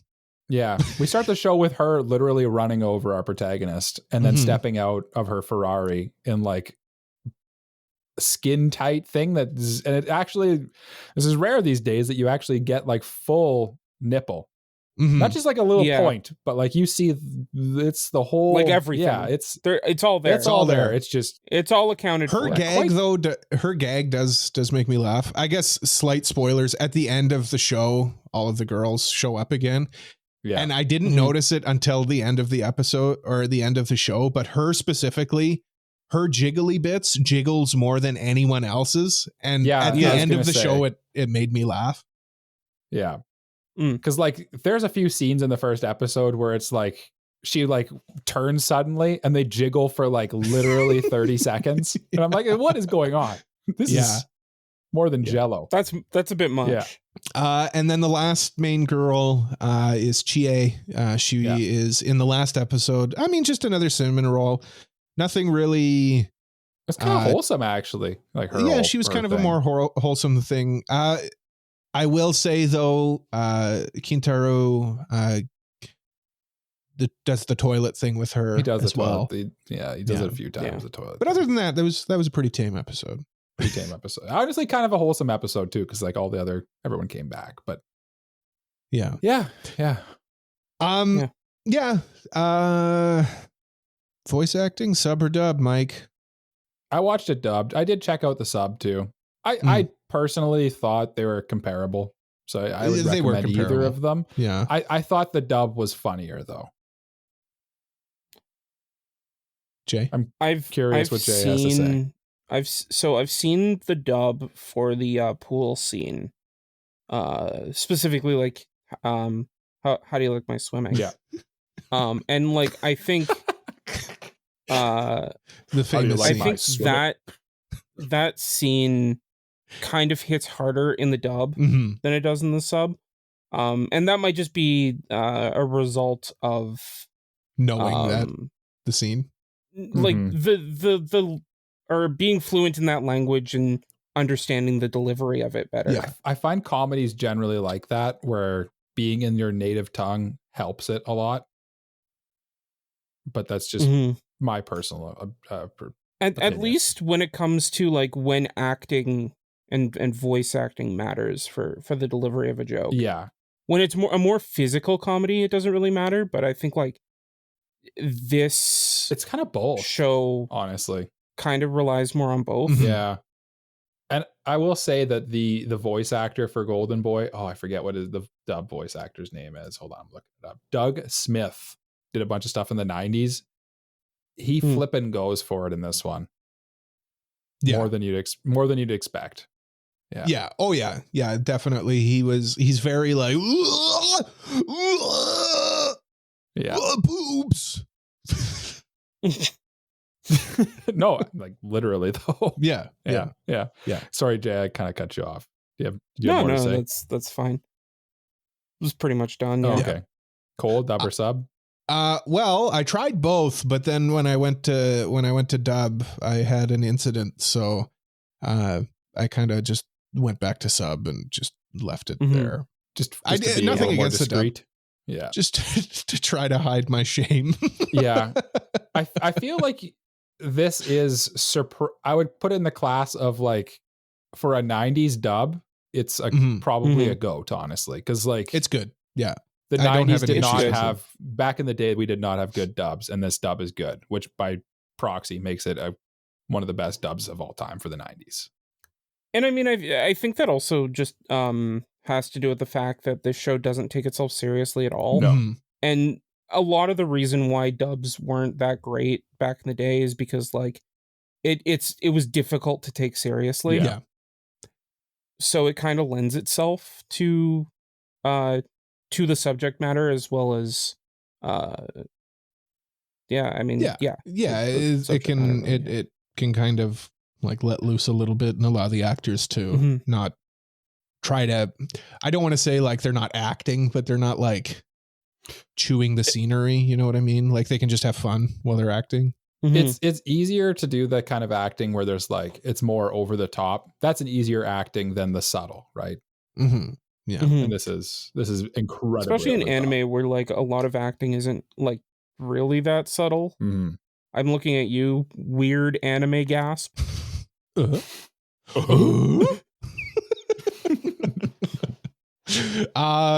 Well, character designs, I mean, they're pretty important in this show. I mean, obviously we've got Kintaro, he's got the design, and there's other characters who also have designs that are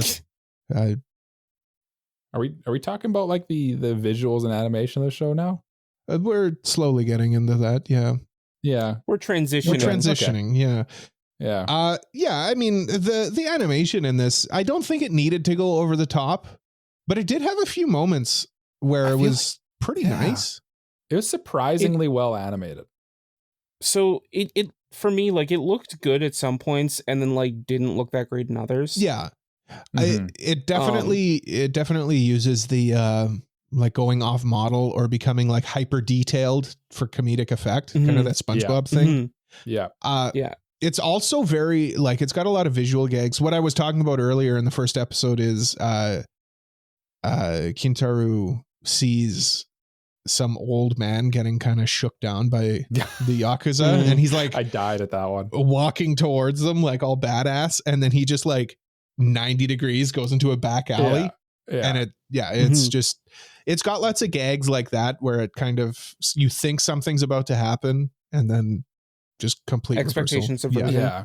Honestly, I mean, the comedy scene on this one lands on multiple notes for like most of the gags. The gags are both physical and also like actually good written jokes, where it kind of hits you on both levels, which is again appreciated. So it's kind of funny because like aside from the pool gag, which I'd seen beforehand, and just the episode overall with Reiko, I didn't really find myself laughing that much. No? I wasn't sure how you'd take it, because I was like, I don't really have as much of a feel of what like your sense of humor would be for this type of stuff. I like the reason that I I laughed more at the stuff that was like surreal, like like the swimming thing. If I had seen it for the first time, I would have laughed at it. Yeah. I know, because I did laugh at it the first time. Well, or like the entire race scene in Reiko's episode. Not to be like the comedy police guy, but like, man, that swimming scene, it just hits so good because it's like perfect. It's swimming, and it kind of gets to the point where you're like, okay, I get the joke. Then he touches the wall, and then it's just like the way he turns around, hyper detailed zoom in on his face, and he's like, how do you like my swimming? Yeah, the jokes are so sudden and they catch you off guard that you kind of can't help but laugh. Like the one you alluded to earlier too is the animation on like the first chick in the first episode is yelling. Sacho is yelling at him because he deleted like their whatever blah blah blah, and she like goes to spit on his face, and then it just quickly cuts and he like opens his mouth so he catches her spit in his mouth.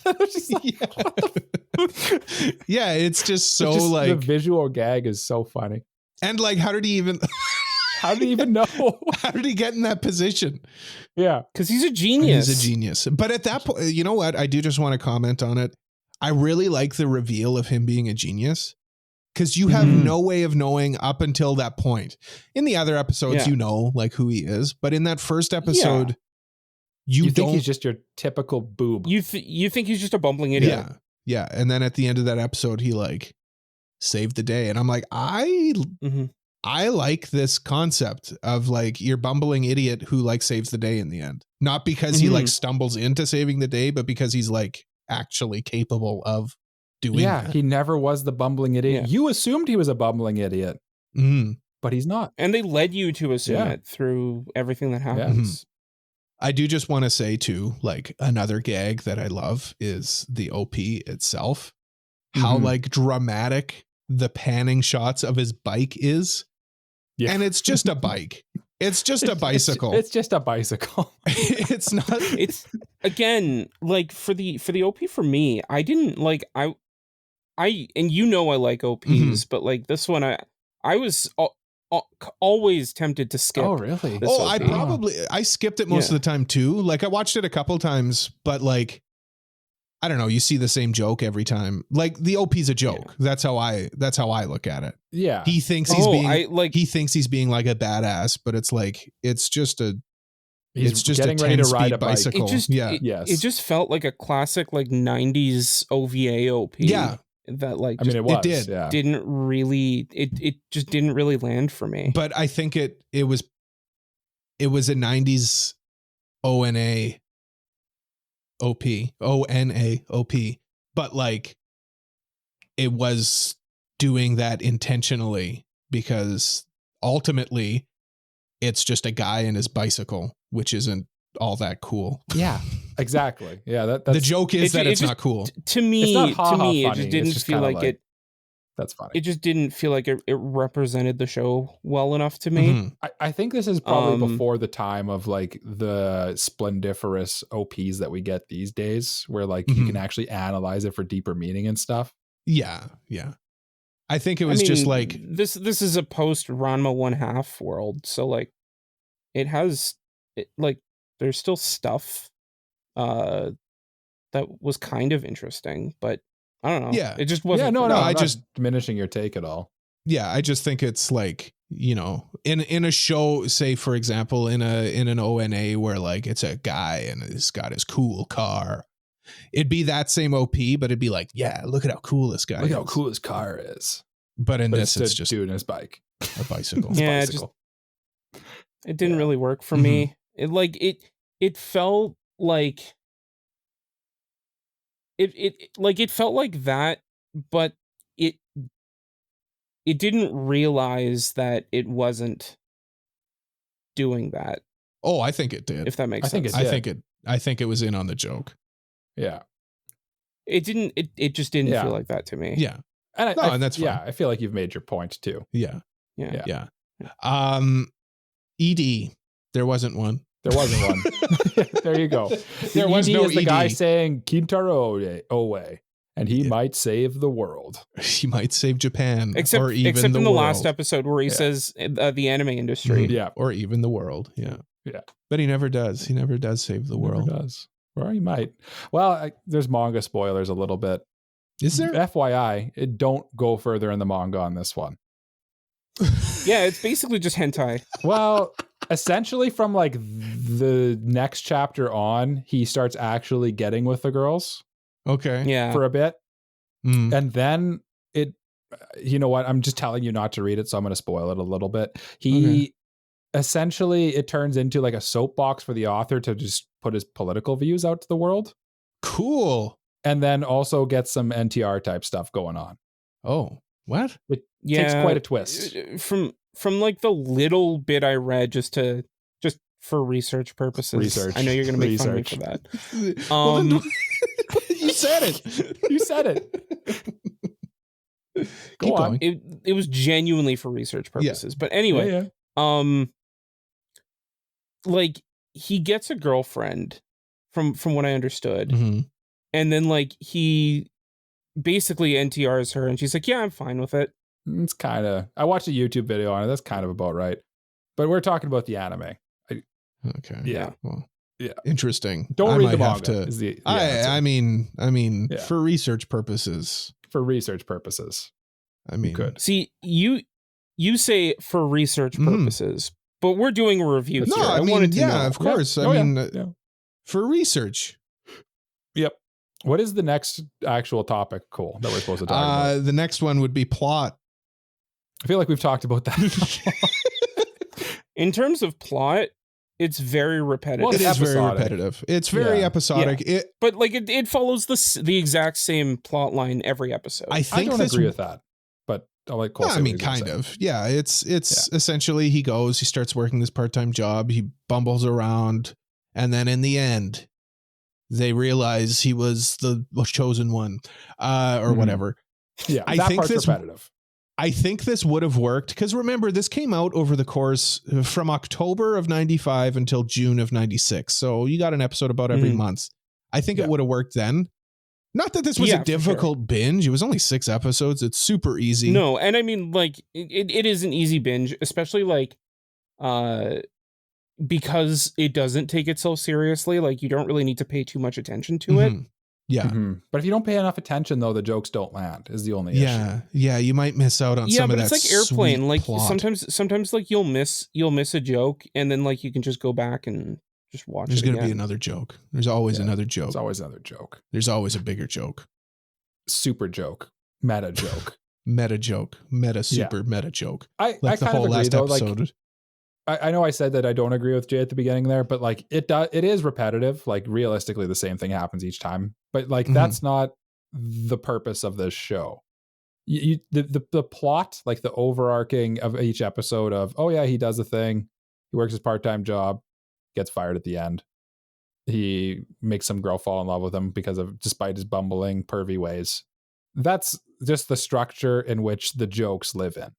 Yeah. Oh, yeah. You're watching for the jokes, ultimately. Yeah, like you're not watching a Seinfeld episode and being like, you know, the same thing happens every episode. They do something silly and they're bad people and then they all end up paying for it in the end. It's like, yeah, you're right, but that's not the point. Yeah. I will say the best episodes were the ones that were kind of deviated a little bit from that, where something a little bit different would happen. Like episode 3. Where our main character isn't a pervert or frankly bumbling. Like he's actually genuinely learning how to make noodles, and by the end he's like okay at it. Yeah, really the only and there was even like a customer that said like I prefer his noodles. Yeah, he actually learned it by the end. Or the last one where he kind of like genuinely saves everybody's ass. And everybody knows that he does before he leaves, but then he leaves anyway. Yeah, that's what he just does. Leaves. Yeah. Yeah. And all the girls chase after him. And then I've got to read the manga to find out more for research. Yes. But like each episode kind of follows that structure, and then but I find that each of the gags in each episode is unique enough that I didn't exactly know what was going to happen every single time. Like, what the start and the end point are, but you don't know the middle. Yeah. Necessarily. Like, for example, in I think it was the swimming episode, he gets like kicked out and fired like immediately. And then he actually says, wait, we didn't even make it to the subplot yet. No, that was the motorcycle episode. Was that the motorcycle one? Yeah. Oh yeah. He's getting kicked out and he's like, there's not enough plot here. I can't get fired yet. We haven't got deep enough. I like that firing scene too, where the old lady comes up. She's like, I'm sorry, we've got to let you go. He's like, why? Put your hand on your heart and think of what you did. Think about what you did. And then basically it's like, get out of here. And then he gets thrown out. Yeah. After he finished licking the toilet seat of the person he's working for.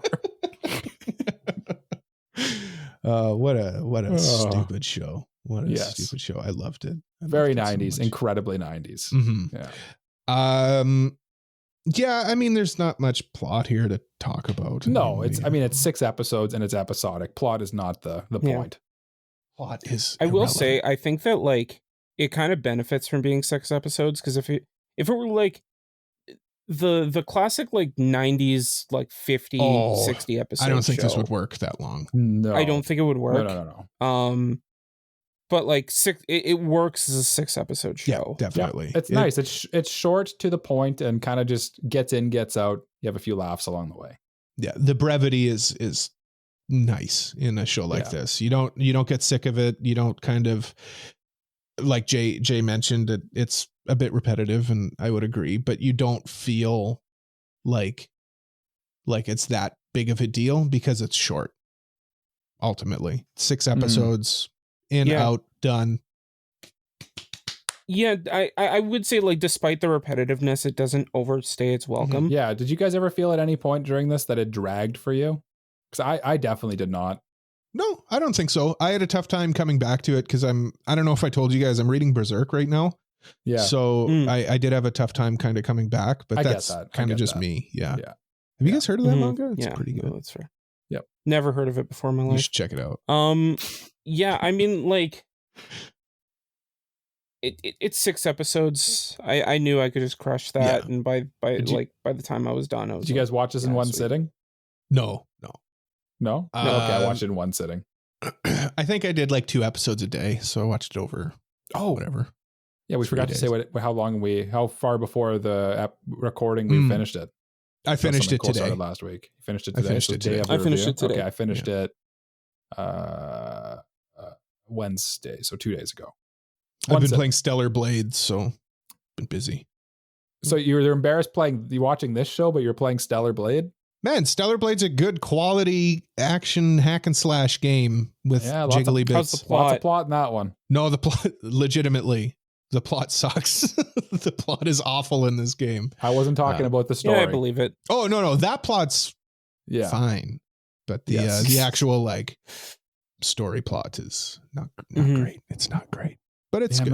I'm not surprised. That's not the point of that game. No. Yeah. I'm sure it's a fun game. It is a fun game. Yeah. It is a fun game. Hack and slash, right? Yeah. Anyway, Golden Boy. I mean, our next topic would be themes, but I mean, like, what would the thematic elements of this show be? Don't judge a book by its cover. I think like that's the biggest takeaway you can get from this show. Don't judge a book by its cover. Yeah, our review structure is kind of formatted to more serious shows. And it just doesn't. What is the theme of this? Don't lick a toilet seat or you might get fired. Or because I mean, like, in the end, works out for him in the end. Actually, in the end, he's got girls chasing after him. So Go out there, lick some toilet seats if you want, I guess. Yeah. Drink the bidet water. I mean, I could see an argument for like it's not about the destination, it's about the journey. Yeah. Because like he doesn't he never like sees any of the job opportunities he goes through to the end. He just kind of quits like right before like right before the end of the episode, once he feels like he's learned everything. Yeah, because that's his whole thing, is he wants to learn, and basically once he feels like he's learned enough to move on to the next thing, he just moves on to the next thing. Yeah. I guess cool. learning is a continuous it's a constant thing.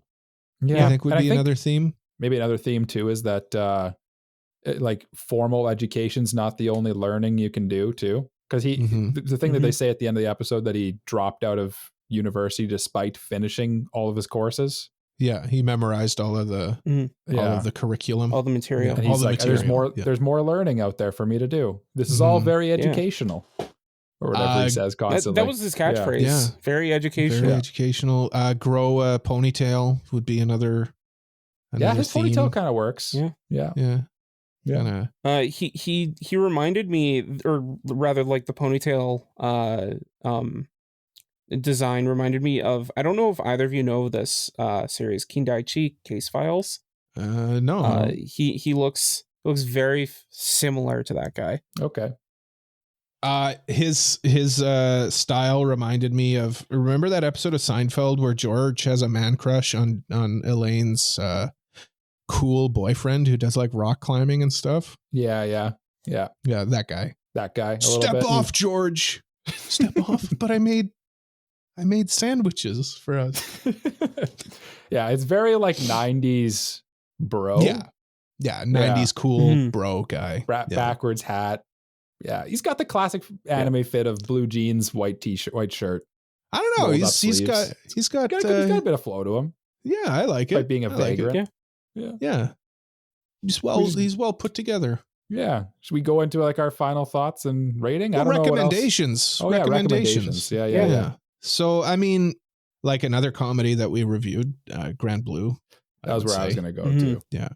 Yeah. Before Jay says it, Kino's journey. He's been holding off. Jay, no, he's not going to say it. Other than the fact that they are both on bikes, two-wheeled vehicles. Do they really have anything in common? And I mean that they kind of go on every episode. They've traveled to a different place. Episodic. Thematically, though, they're not that similar. No, I guess really. Kind of, but like one's very comedic. You could one's very comedic and the other's very serious and philosophical. I'd make the argument this is like the superior Kino's journey if you want to go down that road. Listen, I'm trying to keep you guys from fighting. As someone who's never watched Kino's journey, Mike's picking a fight. I'm just throwing darts out there. Trying to Jay's gonna strike you through the border between between you guys' screens. I like it. You're on the middle on my screen right now, so he'd punch. I mean, you're entitled to your wrong opinion. Oh, but I am. Yes, I am. Yeah, I'm not, because I have no wrong opinions. I honestly am struggling for recommendations because this is such a. I feel like we get so many ecchi anime that are like comedies at the same time, but there's really none like this. Yeah, that are like this bold in their ecchi and perversion, but they kind of make the humor.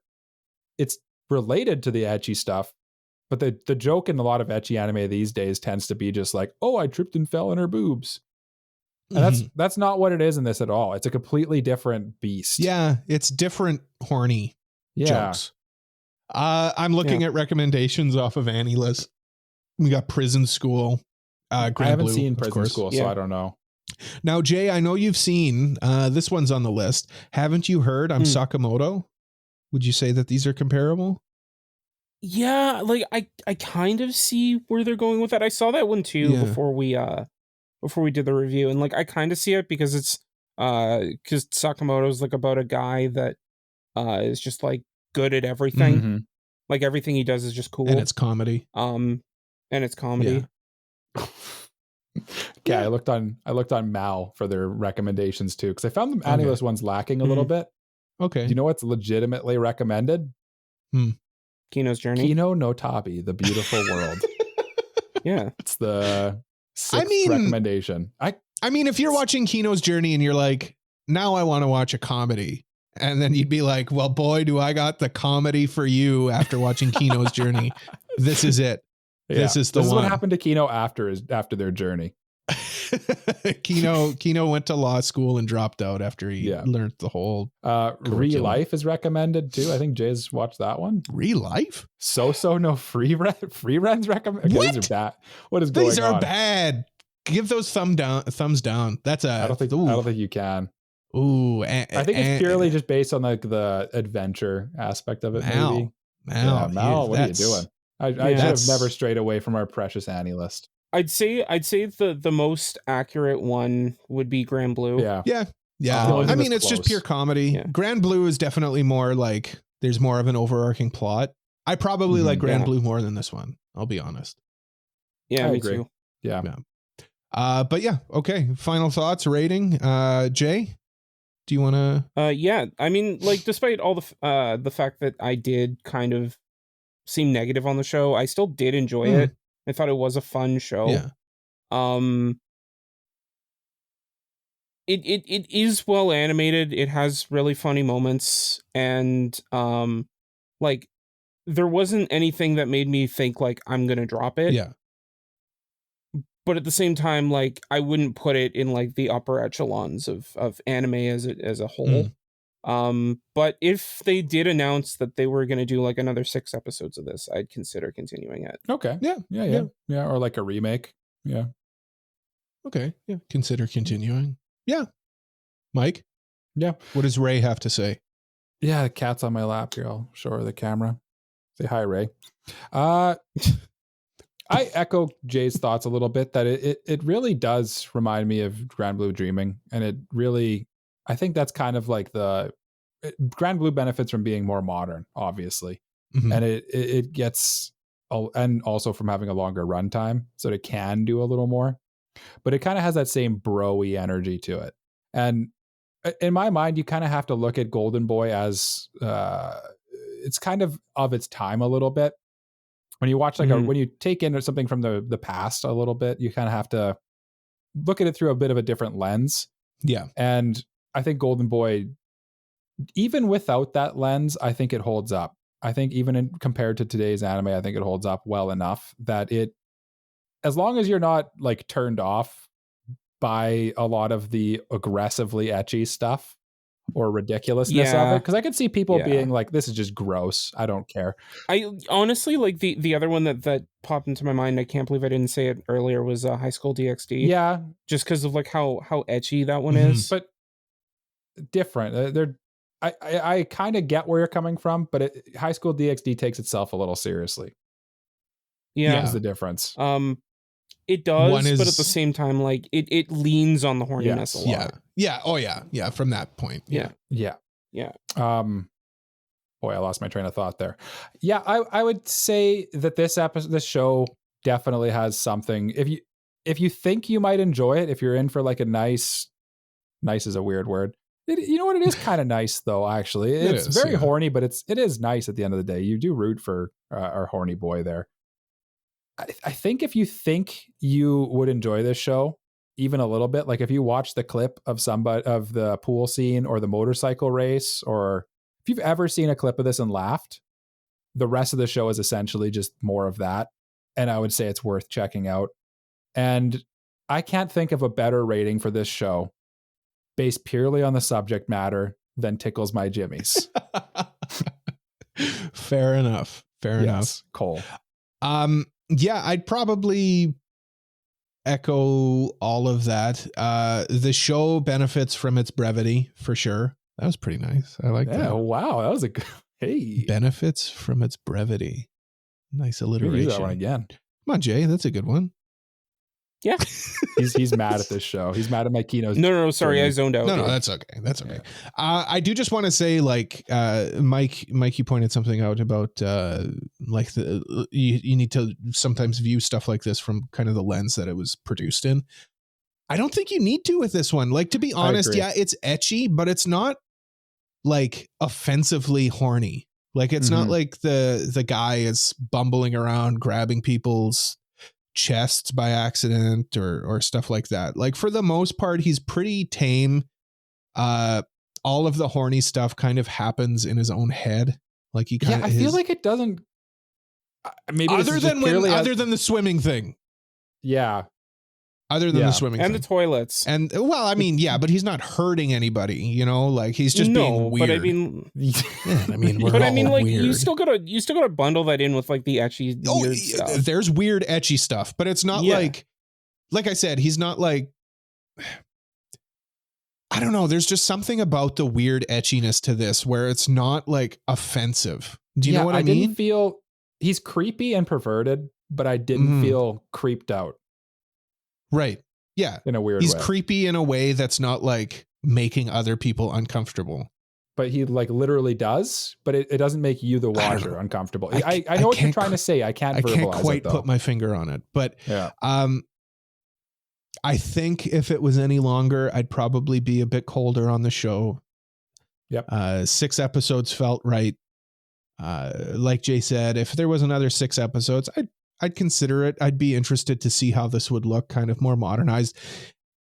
Not to say anything bad about how this show looked. It's got that 90s OVA charm, which is always a nice thing to have.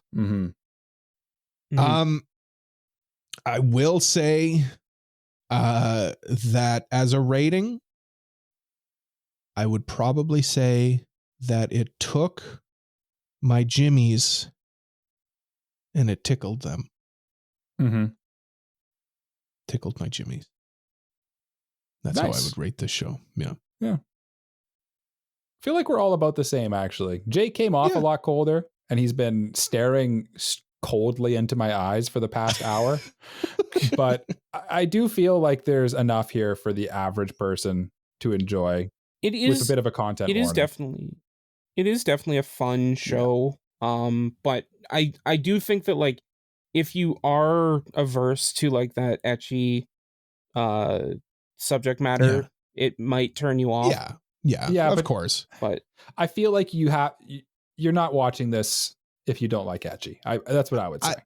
I think I would recommend this with your standard trigger warnings, is what I would say. Yeah. It's very etchy. You need to be prepared for that, or be willing to accept that. Like, I didn't know about it, but like, I can don't care. Yeah. I can look past it. So it caught me off guard initially, but I'm a consummate professional, and I consummate. Nice. I review anime for a living. I get paid millions of pennies to watch and review and give my opinions on anime. Thank you. I've been Cole, and this has been the podcast that I'm on. And what anime could you possibly be giving your opinions on next? As a reminder to what could we? Good question, Jay. Thank you for segueing us into our next segment, which would be where I tease our upcoming reviews. We've got a manga review. Of course, our next manga review is Blue Box. Blue Box. I was giggling at Jay's joke he made when we were in the bookstore. And Mike and I, it both clicked in our heads at the same time. You know what? I'm just going to leave it there. I'm just going to leave it there. And Jay, I feel like out of context, if I were to explain it, people would be like, what? That's not funny. So it's not even worth I remember it now. Yeah. Red square. No, it's red circle. Oh, it was red circle. Red circle. Oh, yeah. Anyway, our next anime that we're going to review is the first season of Laid Back Camp. Let me know if you're enjoying the third season, because we're going to go back and review the first. We've also got Listener's Choice after that. So you've basically got a month to vote for Listener's Choice, and then we'll give you a month to watch Listener's Choice. So what are our next Listener Choice reviews? Mine is Blue Spring Ride. Thank you. Yeah. Blue Spring Ride. Mike? Mine is Banana Fish. Mine is Orange. Yeah. Citrus. And no, orange. I should stop that joke because people are going to get confused. People are going to get confused. Yeah, we've got banana fish. Stop rigging the vote. Banana fish. Vote for banana fish. We're gonna get like 0 votes for orange because everyone thinks that it's gonna be citrus. Or all of the votes. Yeah. Or all of the votes. And we're also going to throw in Kimi ni Todoke. Yeah, from we're me also to you. going to throw that in. Yeah. Just because why not? I don't know. Why not? We're crazy. Yeah, give you more choices. We're not. We do it for you, the listener, because we want to give you more choices. More choices means more choices for you, the listener. Yeah, and if you're listening to this, we do it by a paid provider for viewers like you. you. Thank you. You can vote now. Yeah, right now. Vote. Yeah, right now. You know what? I've just decided. Maybe what I'll do is I'll throw a Google form in the description of this episode too, where you can also vote. That'll be an extra vote. Because we need a tiebreaker. We only have 4 things right now. So we do need an odd number. Yeah.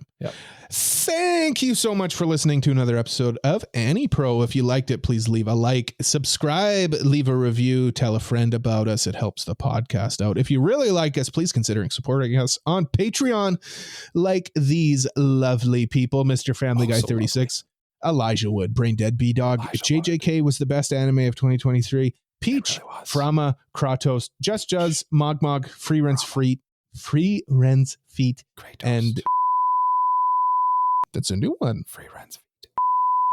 Welcome to the Patron Club. Welcome to actually, Patreon. That was not what they wanted me to... Sorry, they actually told me what they wanted us to say. Hold on. Okay, hold on. This is us holding. Stop the presses. I'll bleep it out. Yes. Antonio Bustos is the name they chose. I forgot that's on me. Bustos. I'm sorry, Antonio. Yes. Welcome to Patreon. Thank you so much for supporting us on Patreon. Listen to all of you. By supporting us on Patreon, you get access to all sorts of perks, and it really helps out the show. It makes us even better so we can get nice microphones and stuff. We're also on social media at AniProPod, and please join our Discord community to keep up with us and other listeners. Links to everything is in the description or on our website, AniProPod.com. Jay, what do we say at the end of every episode of the Anime Protagonist podcast?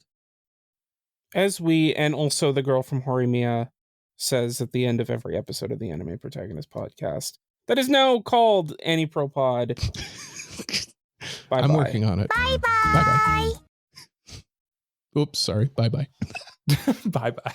Weird, she went first this time. Yeah. Listen, I'm struggling. Bye-bye.